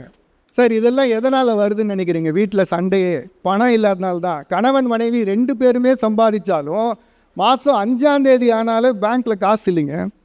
இந்த 5 ஸ்டார் ஹோட்டல் ரிசப்ஷன்லாம் பார்த்துருக்கீங்களா? எப்போ பாரு தொடச்சி பளிச்சுன்னு சுத்தமாக வச்சுப்பாங்க. நம்ம அக்கௌண்ட் அதே மாதிரி சுத்தமாக இருக்கு. யார் மாப் பண்ணுறீங்க? ஒரு நெகட்டிவ் பேலன்ஸாக இருக்குமான்னு பார்த்தா அது கூட இல்லை, அப்படியே இருக்குது. நாங்கள் வந்து கிரெடிட் கார்டு மட்டும் இல்லைன்னு வைங்களேன், வாழ்க்கையை வாழவே முடியாதுங்க. கிரெடிட் கார்டில் வந்து மினிமம் பேலன்ஸ் கட்டி கட்டி தான் நாங்கள் மேக்ஸிமம் வாழ்க்கையை ஓட்டிகிட்டு இருக்கிறோம். காசு வந்து எவ்வளோ முக்கியன்றதை வீட்டில் இருக்கிற ஆண்கள் கிட்ட கேட்டு தெரிஞ்சுக்கங்க. நடுத்தர வயது வந்துடுச்சுனாலே நமக்கு இருக்கிற மிகப்பெரிய சிக்கல் என்னென்னா, ஒரு பக்கம் குழந்தைங்க வேகமாக வளருவாங்க, இன்னொரு பக்கம் பெற்றோர்களுக்கு வேகமாக வயசாகிட்டு இருக்கும், அவங்க டிக்ளைன் ஆகிட்டு இருப்பாங்க. இந்த வளர்கிற பையன் எல்லாத்துக்கும் காசு கேட்பான். இப்போ ஐபிஎல்லை பார்த்தான்னு வச்சுக்கோங்களேன், அவனே தோனியாக மாறிடுவான். அப்பா எனக்கு கிரிக்கெட் கிட்டு வாங்கி கொடு, நான் விளையாடுறேன்மா. இதே விஜய் படம் ரிலீஸ் ஆயிடுச்சுன்னா அவன் டான்ஸ் ஆட ஆரம்பிச்சிடுவான். நான் தான் அடுத்த விஜய், என்னை வந்து டான்ஸ் ஸ்கூலில் சேர்த்து விடுங்க அப்படிமா. பசங்களை வந்து வளர்க்குறது ரொம்ப கஷ்டம். அதுவும் இப்போ லீவ் விட்டாங்களா, வெக்கேஷன் கூப்பிட்டு போன்றான். எனக்கு ஆல்ரெடி மண்டை கைதுரா, நீ வேணா ரோட் ஷோ போ தலைவர்கள் மாதிரி, காலம்புற 10 மணிக்கு போயிட்டு 4 மணிக்கு வா, யார் வீட்லையானு உள்ளே பூந்து சாப்பிட்ற மாதிரி சாப்பிடு, நீ நீ பார்த்துக்க, என்ன விடுன்னு தான் சொல்ல தோணுச்சு. இவ்வளவு சிக்கல் இருக்குது. பெற்றவங்களை பார்த்துக்கிறதுல என்ன ஒரு சிக்கல்னாங்க, இன்றைக்கி வந்து இன்சூரன்ஸுன்றது வந்து அவங்க அட்மிட் ஆனாங்கன்னா அதுக்கு பயன்படும். ஆனால் அவுட் பேஷண்ட்டாக இருந்து அவங்க மாதம் ரிவ்யூ போகிறாங்கன்னு வைங்களேன், அதுக்கு பயன்படுறது இல்லை. கிட்டத்தட்ட பல குடும்பங்களில் 20,000 வரைக்கும் ஒரு முதியோர்களை பராமரிப்பதற்கு மருத்துவ செலவு ஆகுது. அது மட்டும் இல்லை, அவங்க நல்லா சத்தாக சாப்பிட்ணுன்னு வைங்களேன், மில்லட்ஸ் எல்லாம் சாப்பிட்ணுன்னு வைங்களேன், குதிரைவாளி சாப்பிட்ணும், அப்புறம் ஆர்கானிக்கான எண்ணெயில் தான் சாப்பிட்ணும் அப்படின்னா நினச்சி பாருங்க. இந்த காலத்தில் கட்சி கூட நடத்திடலாம் நன்கொடை வாங்கி. குடும்பத்தை நடந்த நன்கொடை வாங்க முடியுமா? சரி, இந்த மாதம் வேறு உங்களுக்கு ஆசையன் அதான் ஏற்கனவே உங்கள் மாமனார் கொடுத்துருப்பார்ல. சரி, இந்த மாதம் மாமியார் வந்து எங்கள் வீட்டில் 10 நாள் தங்கிட்டாங்க, நன்கொடை கொடுங்க, பத்திரம் கொடுக்குறோம், இப்படியா நாங்கள் பேச முடியும்? நாங்களே நொந்து கிடக்கிறோம். நடுவரையாக நான் இப்படி சொல்லி முடிக்கிறேன். வாழ்க்கையில் இருக்கிற 90% பிரச்சனை வந்து பணம் இருந்தால் தீர்ந்துடுங்க. அதுக்கப்புறம் 10% வந்து நீங்கள் உட்காந்து பேசினா தீர்ந்துடும். 10% தான் உங்கள் பக்கம், 90% எங்கள் பக்கம்தான். நாளைக்கு பொழுது விடிஞ்சால் செலவு பண்ண காசு இல்லை அப்படின்ற நிலைமையில் இருக்கிறவங்க ஒரு மனநிலையில் நீங்கள் போய் பாருங்கள், அவங்க தனக்கு தானே பேச ஆரம்பிப்பாங்க. வெளியில் பேசலானாலும் மனசுக்குள்ளே தனக்கு தானே பேச ஆரம்பிப்பாங்க. இது வந்து மன அழுத்தத்தோட உச்சநிலை. இவங்க என்ன சொல்கிறாங்க, பக்கத்தில் உட்காந்து பேச ஒரு உறவு வேணும் அப்படின்னு நாங்கள் சொல்கிறோம். நாங்கள் என்ன தெரியுமா சொல்கிறோம், அதெல்லாம் கூட வேணாம், தனக்குத்தானே பேசாமலே ஒருத்தன் வாழ்க்கையில் இருந்துட்டாலே போதும் அப்படின்னு நாங்கள் நினைக்கிறோம். அப்படின்னு நல்ல பேராக வச்சுருக்காங்க. புத்தர் வந்து போதி மரத்தை தேடி அங்கே போய் உட்கார்ந்தவொன்னே அவருக்கு ஞானம் வந்தது. நம்ம இதில் கவனிக்க வேண்டிய ஒரு விஷயம், உறவு உங்களுக்கு வேணும்னா பணம் வேணும், பணம் வேணான்னு விட்டுட்டிங்கன்னா உறவு வேணான்னு விட்டுறணும். புத்தர் ரெண்டுத்தையும் விட்டார், உறவையும் விட்டார், அவரோட பணத்தையும் விட்டார். அதுக்கப்புறம் தான் அவரால் போய் நிம்மதியாக உட்கார முடிஞ்சது. அவர் உறவு மட்டும் வேணும், பணம் வேணாம் அப்படின்னு நான் சொல்லலை. அதைத்தான் நீங்கள் வந்து உங்கள் மருத்துவமனை பேர்லேயே சொல்லியிருக்கீங்க. நீங்கள் சிறப்பாக சேவை செய்ய வாழ்த்துக்களை சொல்லி நல்லதொரு வாய்ப்புக்கு நன்றி கூறி அமைகிறேன். நன்றி, வணக்கம். இவருக்குன்னு ஒரு ஸ்டைல் இருக்கு. இவங்க பேசுனதெல்லாம் உண்டு இல்லைன்னு ஆகிட்டார். சொன்னது நியாயம் தானே. நடுத்தர வயது வரும்போது பகீர் என்று ஒரு பயம் வருகிறது. ஒரு பக்கம் பிள்ளைகளின் தேவைகள், இன்னொரு பக்கம் பெற்றோரின் நிலைமை. இது ரெண்டுக்கு எதியா தேவை? பணம் தானேயா தேவை. ஒருத்தர் தனியாக பேசி உளராமல் இருக்கணும்னா அவனுக்கு பணம் வேணும், கூட பேசுகிறதுக்கு தனியாக உறவு வேணும். உளர்றவங்கிட்ட யாரையா போவான்? ரொம்ப நல்லா பேசியிருக்கிறார். இப்போது பட்டிமன்றங்களின் மாபெரும் ஆளுமையான, ஏற்கனவே சொன்ன மாதிரி லோகோவான அன்பும் அறிவும் வாய்ந்த நடுவர் அவர்களே, மேடையிலே இருக்கின்ற பேச்சாளர் பெருமக்களே, இந்த போதி மனநல மருத்துவமனைக்கு இன்றைக்கு ஆரம்ப விழாவை மிகச் சிறப்பாக நடத்தி இருக்கின்ற டாக்டர் ராஜா நடராஜன் அவர்களே, நிகழ்வுக்கு வந்து சிறப்பித்திருக்கின்ற மருத்துவ பெருந்தகைகளே, இந்த அரங்கம் முழுவதும் பொங்கி ததும்பி பூரணமாக நிறைத்து கொண்டிருக்கின்ற கோவை வாழ் அன்பு சொந்தங்களே, எல்லாருக்கும் பணிவன்பு கலந்த வணக்கங்கள்.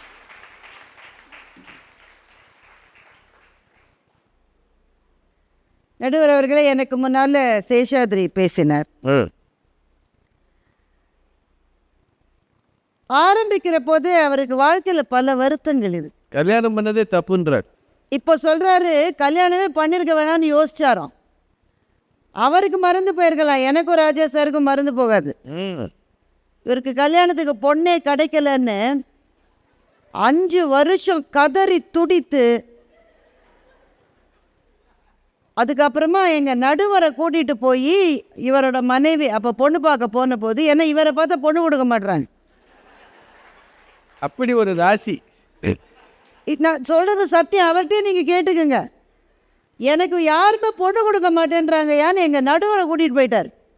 நடுவரனுடைய முகத்துக்காக அவருடைய அணியிலே இந்த தம்பி பேசினா இவர் எவ்வளவு நல்ல தம்பின்னு நினச்சி எங்கள் நடுவர் அவருடைய மனைவியினுடைய அப்பா அம்மாட்ட சொன்னார். எனக்கு இப்போவும் அந்த சொல்லி ஞாபகம், இது எங்கள் புள்ள என்று எங்கள் நடுவர் சொன்னதால்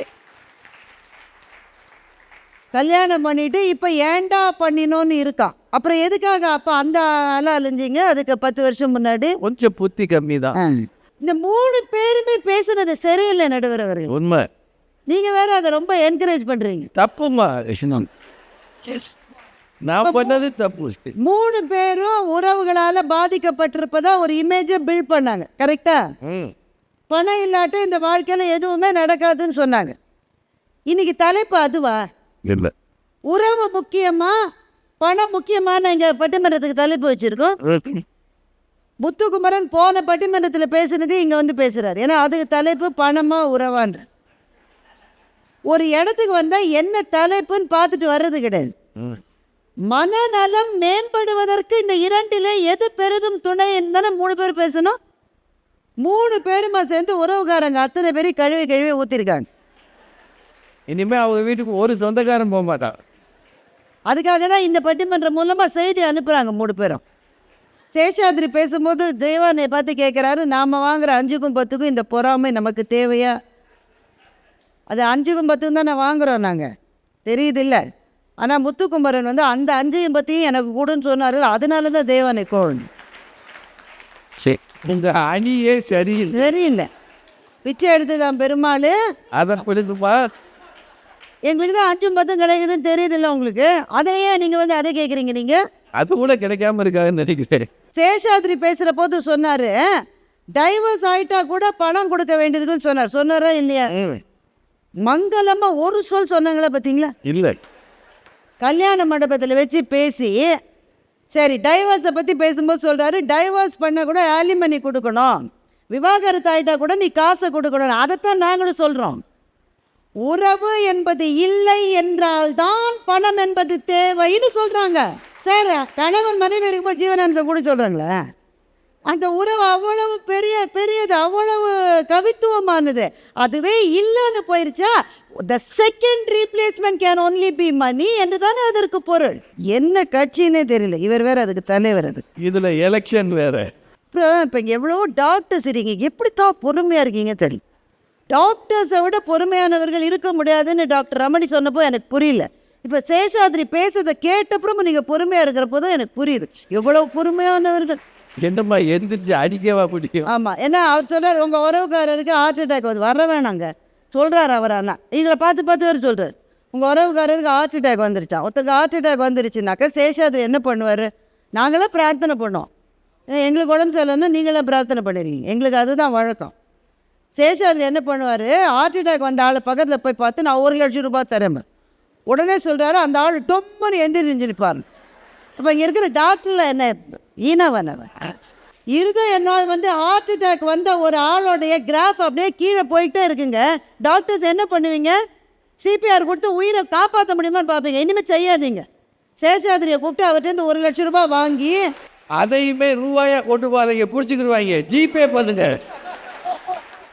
இது என்ன எலெக்ஷன் முடியவே முடியாதுன்ற லெவல் நடந்துட்டு. சார் இங்கே எத்தனை மணிக்கு சார் வரணும்? நாங்கள் 4 மணிக்கு வர சொன்னீங்களே, 11:30 மணிக்கே எனக்கு லஞ்சு வாங்கி கொடுத்து 3:30 மணிக்கெலாம் கூட்டிகிட்டு வந்துட்டேன். நானே பட்டினியால் வாடி ஒரே ஒரு பிஸ்கட்டை சாப்பிட்டா இந்த பொண்ணு அப்பன்னு என்னை கூப்பிடும். கஷ்டப்படுத்துகிறாங்க. இப்போ ஒரு ஹார்ட் அட்டாக் வந்த ஆளை பார்த்து மெடிக்கல்லி ஹவு டு யூ க்யூர்ன்றது எவ்வளோ இருக்குங்க இன்றைக்கி. இவர் சொல்கிறார் 1 லட்சம் ரூபாய் கொடுக்குற மாதிரி எந்திரிச்சு நிற்பாங்க. அப்புறம் எதுக்கு ஹாஸ்பிட்டல் இடிங்க? என்ன பேசுகிறீங்க? உங்கள் அணியில் ஒரு லாஜிக் கிடையாது. தெய்வானே முத்துக்குமரனுக்கு சாபம் கொடுத்தார்களாம்.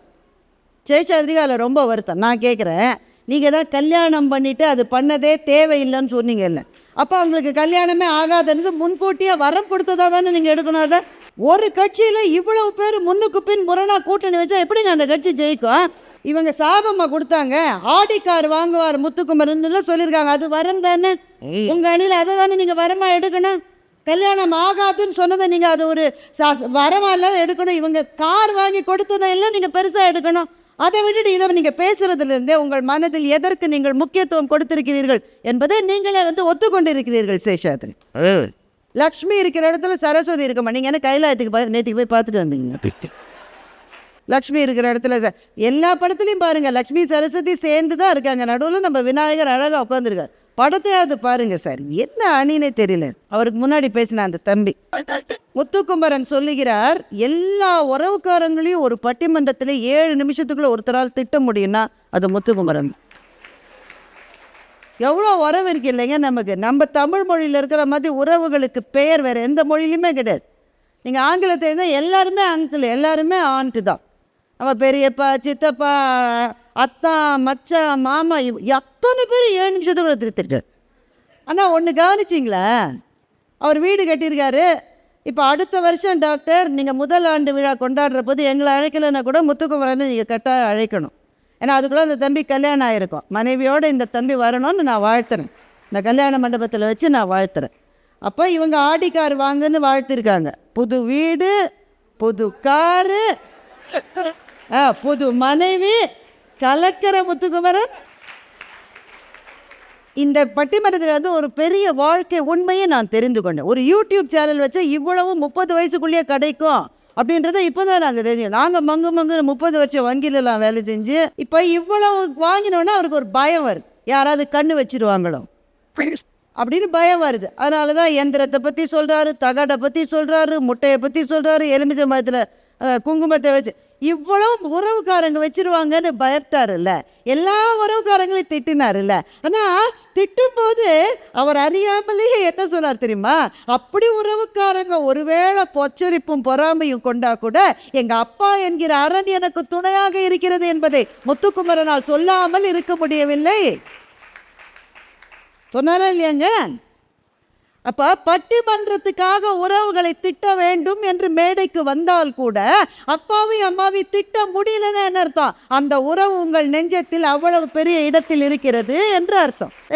நான் இன்னும் நிறைய பதில் சொல்லலாம். என்னுடைய பாயிண்ட் சிலது வச்சிருக்கேன். அதை முக்கியமாக இன்றைக்கு சொல்ல வேண்டும் என்பதனால் நேராக அதுக்கு நான் போயிடுறேன்.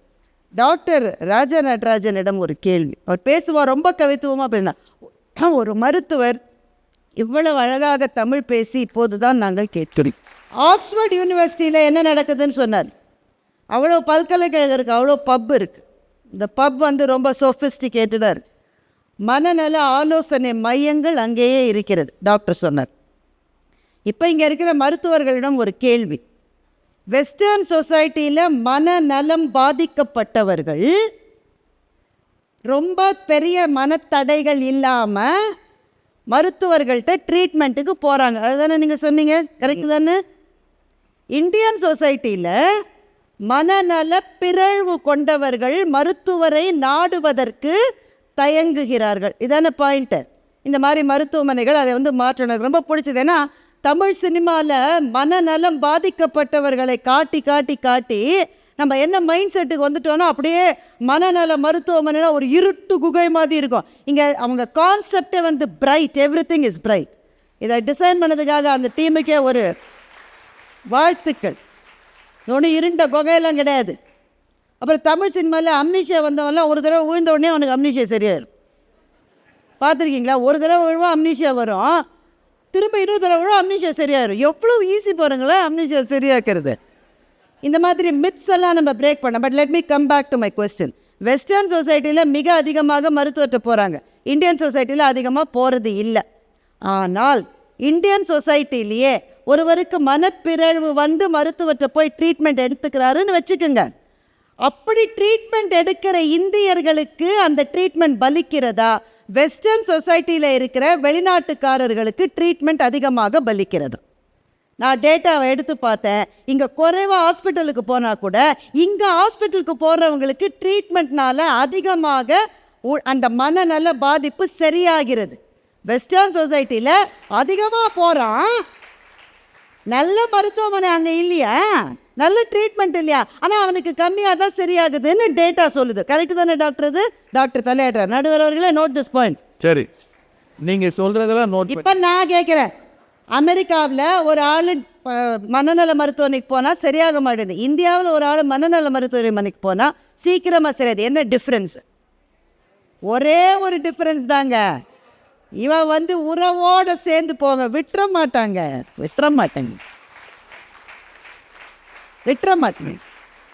அங்கே அவன் நிறைய போவான், தன்னந்தனியாக ஒத்தையில் போயிட்டு ஒத்தையில் திரும்பி வருவான், அவனுக்கு சரியாகவே சரியாது. இங்கே புள்ள மனநல மருத்துவமனைக்கு போகிறான்னு வெளியில் சொல்ல குடும்பத்தினர் தயங்குவார்கள். ஆனால் ஒரு ட்ரீட்மெண்ட்டுக்கு கூட விடாமல் கூட நின்றுக்கிட்டே இருக்கும். அம்மா நிற்கும், இல்லை மனைவி நிற்கும்.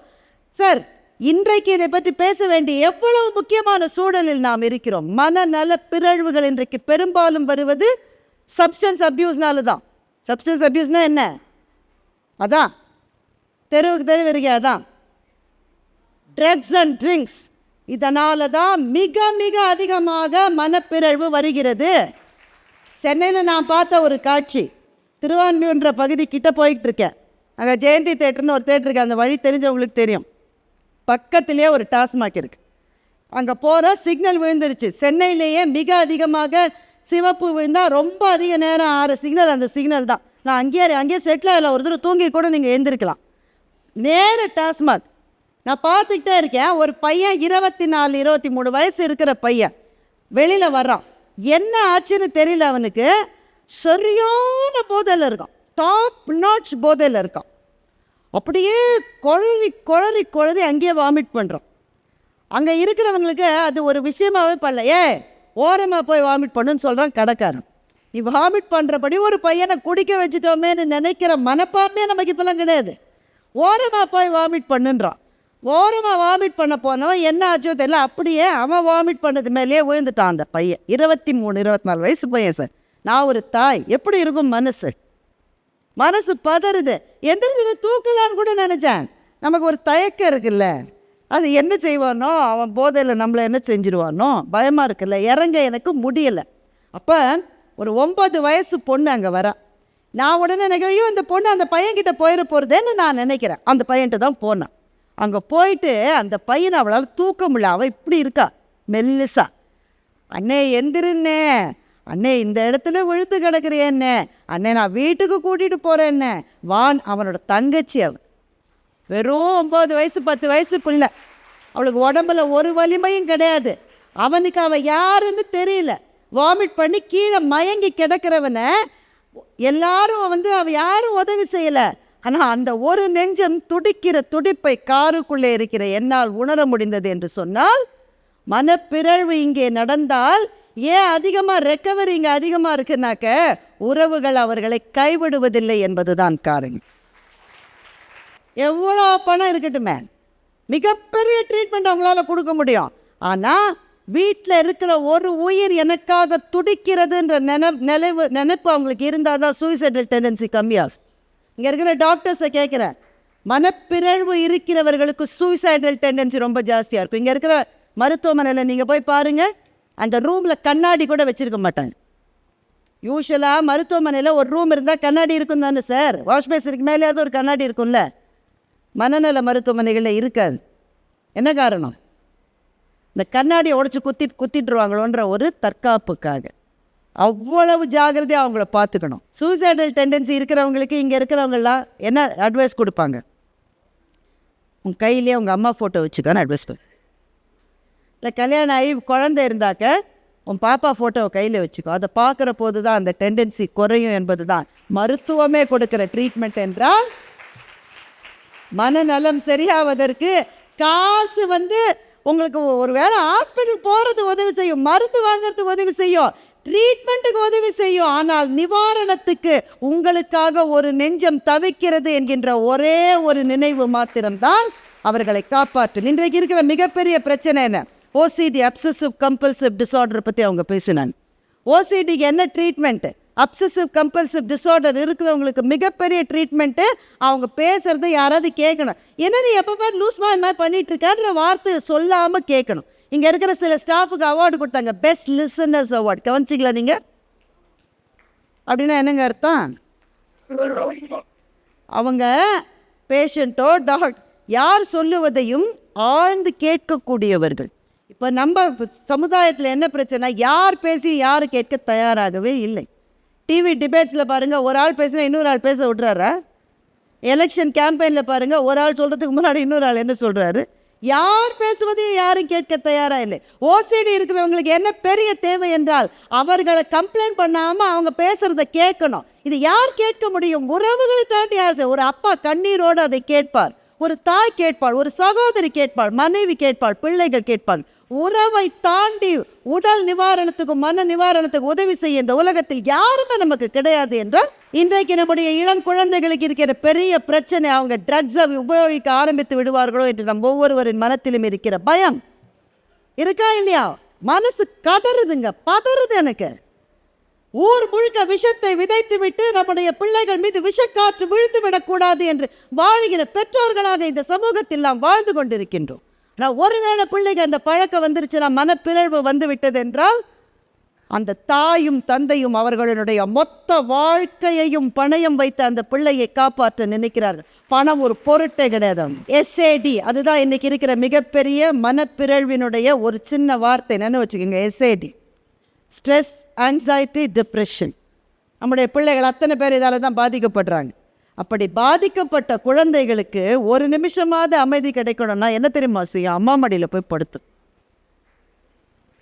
ஒரே ஒரு நிமிஷம் எனக்கு நிம்மதி வேணும்னா தாயின் மடியில் தலை வைத்திருந்தால் துயரம் தெரிவதில்லை என்பது அந்த காலத்தில் மாத்திரம் இல்லை, இந்த காலத்துக்கும் எந்த காலத்துக்கும் பொருந்தக்கூடியது என்று சொன்னால், பெருமக்களே, மனநல மருத்துவமனைகள் நமக்கு தேவை. ஏனென்றால் பிரச்சனைகள் இருக்கிறது என்று தெரிந்து கொள்ளாமலே இருப்பதை விட இதுதான் பிரச்சனை என்று தெரிந்து கொள்வது தான் அதனுடைய சொல்யூஷனுக்கான முதல் ஸ்டெப்பு. ஆனால் இந்திய குடும்பங்களிலே இருக்கிற குழந்தைகளுக்கு ரொம்ப பெரிய வரம் என்னவென்றால், கூடவே நிற்பதற்கு தாயும் தந்தையும் இருக்காங்க. அந்த பழக்கத்தை கைவிடுகிறார்கள். குடிகாரர்கள் பழக்கத்தை விடவே மாட்டாங்க, என்ன செஞ்சாலும் விட முடியாது. ஆனால் ஒருத்த மாத்திரம் கைவிடுவான். யார் தெரியுமா? கண்ணா ராஜா, நீ இப்படி இருக்கியடா, அம்மாவுக்கு முடியலடா, எனக்காக கொஞ்சம் கைவிடுறான்னு சொன்னால், இந்த தாயின் கண்ணீருக்காக திருந்திய குடிகாரர்கள் இந்த நாட்டில் உண்டு என்பது சத்தியம். என்றால் மனப்பிறழ்வு என்பது நம்முடைய சமூகத்தை மிக அதிகமாக ஆக்கிரமித்திருக்கிற நோய். ஆனால் நமக்கு இருக்கிற ஒரே நம்பிக்கை டாக்டர் ராஜா நடராஜன் போன்றவர்கள் அமைத்திருக்கிற இந்த மருத்துவமனைகள். அதை விட நமக்கு இருக்கிற பெரிய நம்பிக்கை இந்தியாவிலே இருக்கிற குடும்ப அமைப்பு நம்ம பிள்ளைகளை காப்பாற்றும் என்கின்ற ஒரு நம்பிக்கை. நன்றி, வணக்கம். பெரியோர்களே, மிக சிறப்பாக திருமதி பாரதி பாஸ்கர் அவர்கள் பேசி நிறைவு செய்திருக்கிறார். ரொம்ப ஆழமான அழுத்தமான பேச்சு. நான் அதிக நேரம் எடுத்துக்க போகிறதில்ல. 5 to 10 நிமிடம் எடுத்துக்கலாமா, இல்லை ஒரே வரியில் திருப்பி சொல்லிடலாமா? என்னங்க நீங்கள் ரொம்ப அமைதியாயிட்டீங்க. இவ்வளவு அழுத்தமாக ஒருத்தர் பேசின பிறகு ஆடியன்ஸ் மெய் மறந்து காத்திருக்கிறாங்க. முதல்ல பேஷண்ட் லிசனர்ஸ் அப்படின்னு சிலருக்கு பரிசு கொடுத்தது அவங்க சொன்னாங்க. என்ன கேட்டால் அந்த கூட்டத்துக்கு வந்திருக்கிற ஒவ்வொருத்தருக்கும் அந்த விருது கொடுக்கணும். You have been very patient listeners for almost 3 hours. ஏன்னா இந்த தலைப்பெல்லாம் கேட்குறதுக்கு அசாத்தியமான பொறுமை வேணும். இதில் எடைக்கு எடை நகைச்சுவை பண்ணுவது கஷ்டம். ஏன்னா சிந்திக்க வேண்டிய ஒரு விஷயத்தை பற்றி நம்ம பேசிக்கிட்டு இருக்கிறோம். நம்ம ஊருக்கு ஒதுக்கப்பட்டு இருந்த ஒரு மருத்துவமனையை ஊருக்கு நடுவில் கொண்டு போய் உங்களை நீங்களே சரிபார்த்து கொள்ளுங்கள் என்று சொல்லக்கூடிய கட்டத்தில் நாம் இருக்கிறோம். திரைப்படங்கள், நிறைய படங்கள் வந்திருக்கு. பாலச்சந்தர் காலத்திலேருந்து பாக்யராஜ் காலம் வரைக்கும் அந்த இடத்துக்கு போனவர்களை எல்லாம் வேறு வகையாக சித்தரிப்பார்கள். உடைகள் சரியாக இருக்காது, அவங்க பேசுவது சரியாக இருக்காது, மிக மோசமாக நடந்து கொள்வார், பக்கத்தில் போனால் பராண்டிடுவாங்க. ஆனால் இன்றைக்கு அப்படியல்ல. நம்மோடு நம்ம அருகில் இருந்து கொண்டே உள்ளத்தளவில் தனிமையாக வாழ்கிற அநேகம் பேர் இருக்கிறார்கள். அவர்களை கண்டுபிடித்து சரி செய்யுங்கள் என்று சொல்ல வந்திருக்கிறார் டாக்டர் ராஜா அவர். அவங்க அடையாளமே தெரியாது, காமனாக எல்லாரும் இருக்க மாதிரி இருப்பாங்க. ஆனால் அவர்களுக்குள் ஒரு மன அழுத்தம் இருக்கிறது, ஒரு டிப்ரெஷன் இருக்கிறது, ஒரு ஆங்ஸைட்டி இருக்கிறது. இது எல்லாத்தையும் சொல்லுவதற்கான ஒரு மேடை இந்த மேடை. இதை இன்னும் எக்ஸ்பர்ட்ஸை வச்சு சொல்ல வச்சிருக்கலாம். ஆனால் எங்களை மாதிரி அறிமுகமான பேச்சாளர்கள் சொன்னால் கொஞ்சம் நீங்கள் கேட்பீங்கன்னு இவர் நினச்சிருக்கிறார். இது எங்கள் இடம் இல்லை, சைக்காலஜி தெரிஞ்சவங்க பேச வேண்டிய இடம். அந்த இடத்துல நாங்கள் வந்து உட்காந்து ஒரு 2 மணி நேரம் பேசியிருக்கிறோம். பிள்ளை பேதமை உளறல் என்று கூட பொறுமையாக இருந்து கேட்ட உங்கள் அத்தனை பேருக்கும் மீண்டும் என் நன்றியை தெரிவித்துக் கொள்கிறேன். பணம் பெருகினால் இந்த மாதிரி மனநலம் வருமா அப்படின்றது ஒரு கேள்வி. அவங்க பெருகின பணத்தை பற்றி அதிகமாக பேசலை, வறுமையை பற்றி தான் பேசுகிறாங்க. நீ கவனிச்சிங்களா? காசு இல்லைன்னா என்ன செய்கிறது, காசு இல்லைன்னா என்ன செய்கிறது? நீங்கள் ஒரு சாதாரண குடிசை வீட்டுக்கு போங்க, உங்கள் மகன் எங்கேன்னு கேளுங்க, அல்லது மகன்கிட்ட உங்கள் அப்பா எங்கேன்னு கேளுங்க. கூலி வேலைக்கு போயிருக்கிறாரு, 7 மணிக்கு வருவாருன்னுவா. ஒரு பணக்கார வீட்டுக்கு போய் உங்கள் அப்பா எங்கேன்னு கேளுங்க, யூ மீன் டேட்? அப்பான்னா டேட்டு தான்டா, அப்புறம் ஆடா, யூ மீன் டேட் அப்படின்வான். இந்த தோலை குலுக்குவான் அமெரிக்கன் ஸ்டைலில், எனக்கு தெரியாதுன்னு அர்த்தம். வீடு விசாலமாக உறவுகளின் நெருக்கம் என்பது அங்கே குறையத்தான் செய்கிறது என்பது யதார்த்தம். பணம் பெருகும் போது நாம் எல்லாம் தனிமையாக போகிறோம். சார் இதையே விடுங்க, 30 வருஷம் 20 வருஷம் 10 வருஷம் முன்னாடி ஒவ்வொருத்தர் கையிலையும் மொபைல் இல்லை. ஒரு வீட்டுக்குள்ளே உட்காந்து பேசவாது செஞ்சோம்ல, சண்டையாவது போட்டோம்ல, கோச்சுக்குவாது செஞ்சோம்ல. இன்றைக்கி எல்லாரும் ஐஃபோனு ஆண்ட்ராய்டும் வச்சுருக்குறோம். ஒரு காருக்குள்ளே ஒருத்தரோட ஒருத்தர் பேசுகிறதே இல்லை. 2 மணி நேரம் இங்கேருந்து சேலம் வரைக்கும் போயிட்டாங்க. டிரைவர் மட்டும்தான் கவனமாக போகிறாங்க, அங்கே போகிற சேலம் வந்துருச்சான்றான்.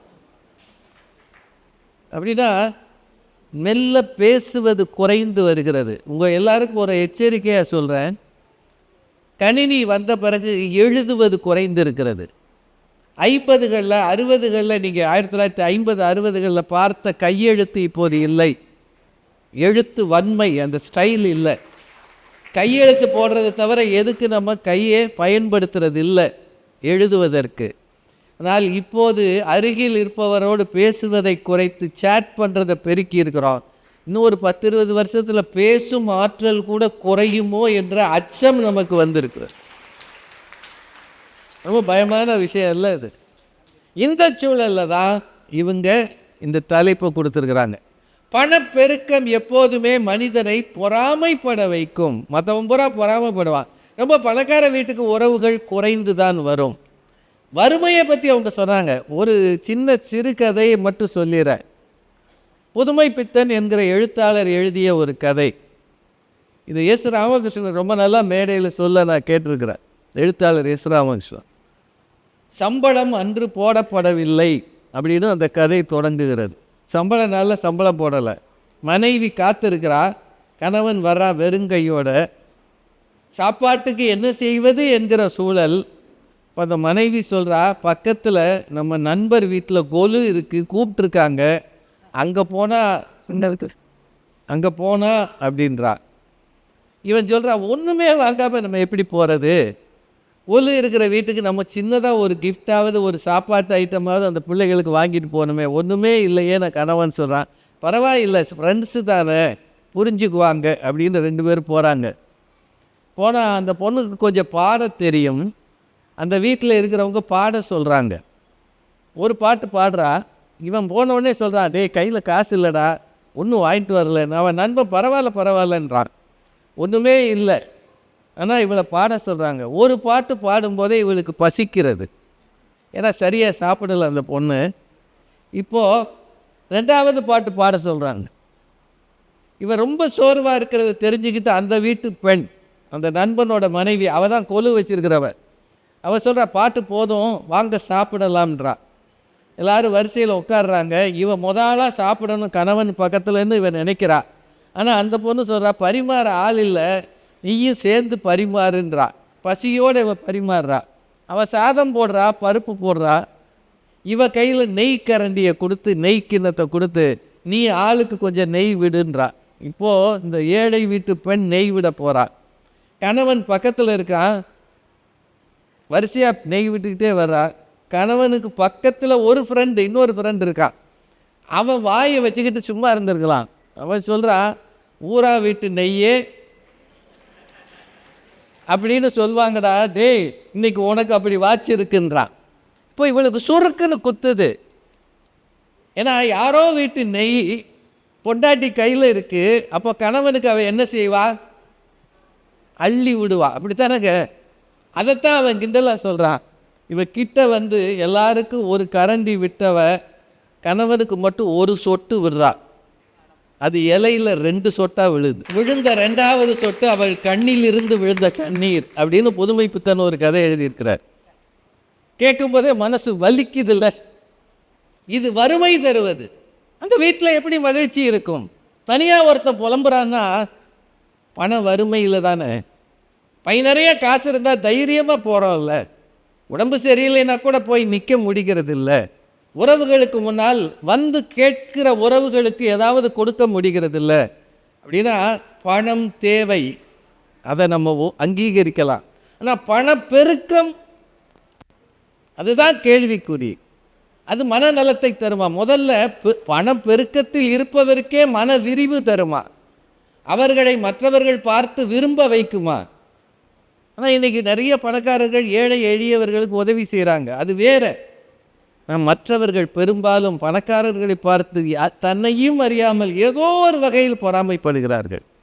பெரும்பகுதி வசதி படைத்த வீடுகளில் உறவு நெருக்கம் இல்லாமல் இருக்கிறது. இன்னும் சொல்லப்போனால் மிகப்பெரிய பணக்கார வீடுகளில் தான் விவாகரத்து என்பது அதிகமாக இருக்கிறது. அதை நீங்கள் புரிஞ்சுக்கிட்டு இருப்பீங்கன்னு நினைக்கிறேன். மிகப்பெரிய பணக்கார வீடுகளில் தங்களையும் அறியாமல் இதுவும் பணத்தில் கொடிக்கிறது, இதுவும் பணத்தில் கொடிக்கிறது. ஒரு பெரிய நடிகர் இந்தியில் இருக்கிறார். நிறைய அவர் படத்தை நீங்கள் பார்த்துருப்பீங்க. சமீபத்தில் அவரும் அவர் மனைவியும் விவாகரத்து பண்ணியிருக்காங்க. 20 வருஷம் கழிச்சு பிள்ளைகள்லாம் பெருசாகிடுது. அவங்க சொல்கிறாங்க, எங்களுக்கு ஒரு ஸ்பேஸ் வேணுன்றாங்க. போ ராக்கெட் எடுத்துகிட்டு மேலே போ, ஸ்பேஸ் வேணும். இவ்வளவு வசதி இருக்குது. நாங்கள் விவாகரத்து பண்ணிட்டோம், ஆனால் ஃப்ரெண்ட்ஸாக இருப்போம்ன்றாங்க. நமக்கெல்லாம் அது புரிய மாட்டேங்குது. நம்ம வீட்டில் போய் நம்ம சண்டை போடுவோம், ஆனால் ஃப்ரெண்ட்ஸாக இருப்போம்னு சொல்ல முடியுமா? ஆனால் ஒரே ஒரு விஷயம் பாரதி மேடம் சொன்னாங்க இல்லையா, ஒரு பெண்ணினுடைய ஒரு ஆணினுடைய நடவடிக்கையில் சின்னதாக ஒரு மாற்றம் தெரிந்தால் கூட அருகில் வந்து நின்று அரவணைத்து, என்னடா உனக்கு பிரச்சனை, என்னடா பிரச்சனை, ஏன் இப்படி தனியாக இருக்க, ஏன் ரூமுக்குள்ளே போய் கதவை பூட்டிக்கிற, யாரு கூடயும் பேச மாட்டேங்கிற, நான் என்னடா பண்ணேன், அம்மாட்ட சொல்லக்கூடாதா, அம்மா உனக்காகத்தான்டா வாழ்கிறேன் அப்படின்னு தாய் வந்து அருகில் இருந்து தலையை தன் தோளில் சாய்த்து கொண்டு கன்னத்தை வருடுகிற காட்சி இருக்கு இல்லையா, அந்த உறவு நெருக்கம் தராத ஒன்றை எப்படி மற்ற பணம் தர முடியும்?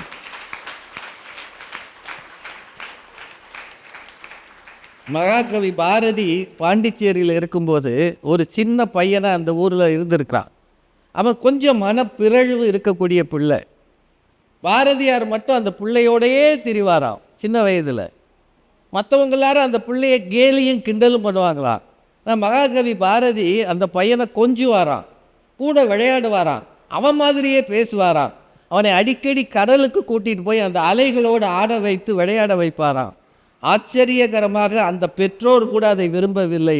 ஆனால் 3 மாதங்களில் அந்த பிள்ளை சாதாரணமாக மாறினான், சுகமானான் என்பது வரலாறு. அப்படின்னா எஸ்ஏடி என்கிற அந்த உணர்வு, அந்த நெருக்கடி இருக்கிற எல்லாருக்கும் தேவை அருகில் வந்து ஆதரவாக நின்று உறவுகள் பேசுகிற பேச்சும் அவர்கள் கொடுக்கிற சப்போர்ட்டும் தானே தவிர பெருகி இருக்கிற பணம் அல்ல. ஒருவேளை அவசர காலத்தில் நம்மால் அருகில் இருந்து அப்படி செய்ய முடியவில்லை என்றால், உறவுகளாக உங்களுக்கு இருக்க காத்திருக்கிற போதி மனநல மையத்துக்கு அவர்களை கொண்டு வந்து நிறுத்துங்கள். விரைவில் சுகமாவார்கள் என்பதற்கு டாக்டர் ராஜா உத்தரவாதம் தருகிறார். மனித ஜாதியில் துயரம் யாவுமே மனதினால் வந்த நோயடா என்று கண்ணதாசன் சொன்னார். மனதினால் தான் துயரங்களும் நோய்களும் வருகிறது. வெளிப்படையாக பார்த்தால் உறவுகள் தான் பிரச்சனைகளுக்கு காரணம் என்று தோன்றும். ஆனால் யார் பிரச்சனைகளுக்கு காரணமோ அவர்கள்தான் பிரச்சனைகளை முடிக்கவும் முடியும் என்பது அதுக்குள்ளே தொக்கி இருக்கிறது. காலையில் சண்டை போட்டு வெளியே போன கணவன் மலையில் வரும்போது மனைவியின் முகத்தில் மலர்ச்சி இருந்தால் இல்லறம் இனிக்கும், குடும்பம் அமைதியாகும். ஒரே ஒரு விஷயம் சொல்கிறேன், பாரதி மேடம் ரொம்ப வருத்தப்பட்டாங்க, போதைப் பொருட்கள் பெருகி இருக்கிறதுன்னு. இப்போதைக்கு நீங்கள் செய்ய வேண்டியது உங்கள் பிள்ளைகளை நன்றாக கண்காணியுங்கள். அவன் மற்றவர்களை விட்டு தனிமையாக போகிறான் என்றால், வெறித்த பார்வை பார்க்கிறான் என்றால், எதிலும் ஆர்வம் இல்லாமல் இருக்கிறான் என்றால், விலகி விலகி போகிறான் என்றால், அவனை கண்காணியுங்கள், கவனியுங்கள். ஏனால் நம்முடைய குடும்பத்தின் எதிர்காலம் அந்த பிள்ளைகளின் வளர்ச்சியில் தான் இருக்கிறது. அவர்களை கண்டுபிடியுங்கள், கொண்டு வாருங்கள், கவுன்சிலிங் கொடுங்கள், காப்பாற்றுங்கள். இதை காசு பணம் செய்யாது, இரத்த சம்பந்தமான உறவுகள் தான் செய்ய முடியும். இங்கே ரொம்ப அருமையாக இந்த தலைப்பு போட்டிருக்காங்க, பணத்தின் பெருக்கம்னு போட்டிருக்காங்க, அது மல்டிடியூடு. உறவுகளின் நெருக்கம்னு போட்டிருக்காங்க, அது க்ளோஸ்னஸ். 100 உறவு இல்லை, ஒரே ஒரு உறவு அருகில் இருந்து அன்பு காட்டினால், காதலித்தால், பிரியம் காட்டினால் எப்பேற்பட்ட மன வியாதியும் மாறும் என்பதால் மனநலம் சிறக்க பெரிதும் தேவை உறவுகளின் நெருக்கமே என்று சொல்லி நெருங்குவோம், சாதிப்போம். இன்று தொடங்கி இருக்கக்கூடிய இந்த போதி மனநல மையம் கோவையின் அடையாளமாக திகழட்டும். இது அநேகமாயிரம் குடும்பங்களுக்கு ஒளிவிளக்கு ஏற்றுகிற ஒரு வழிகாட்டியாக இருக்கட்டும். போதி மர நிழலில் பல பேர் இழைப்பாரட்டும் என்று சொல்லி வாய்ப்புக்கு நன்றி கூறி வணங்கி விடைபெறுகிறேன். நன்றி, வணக்கம்.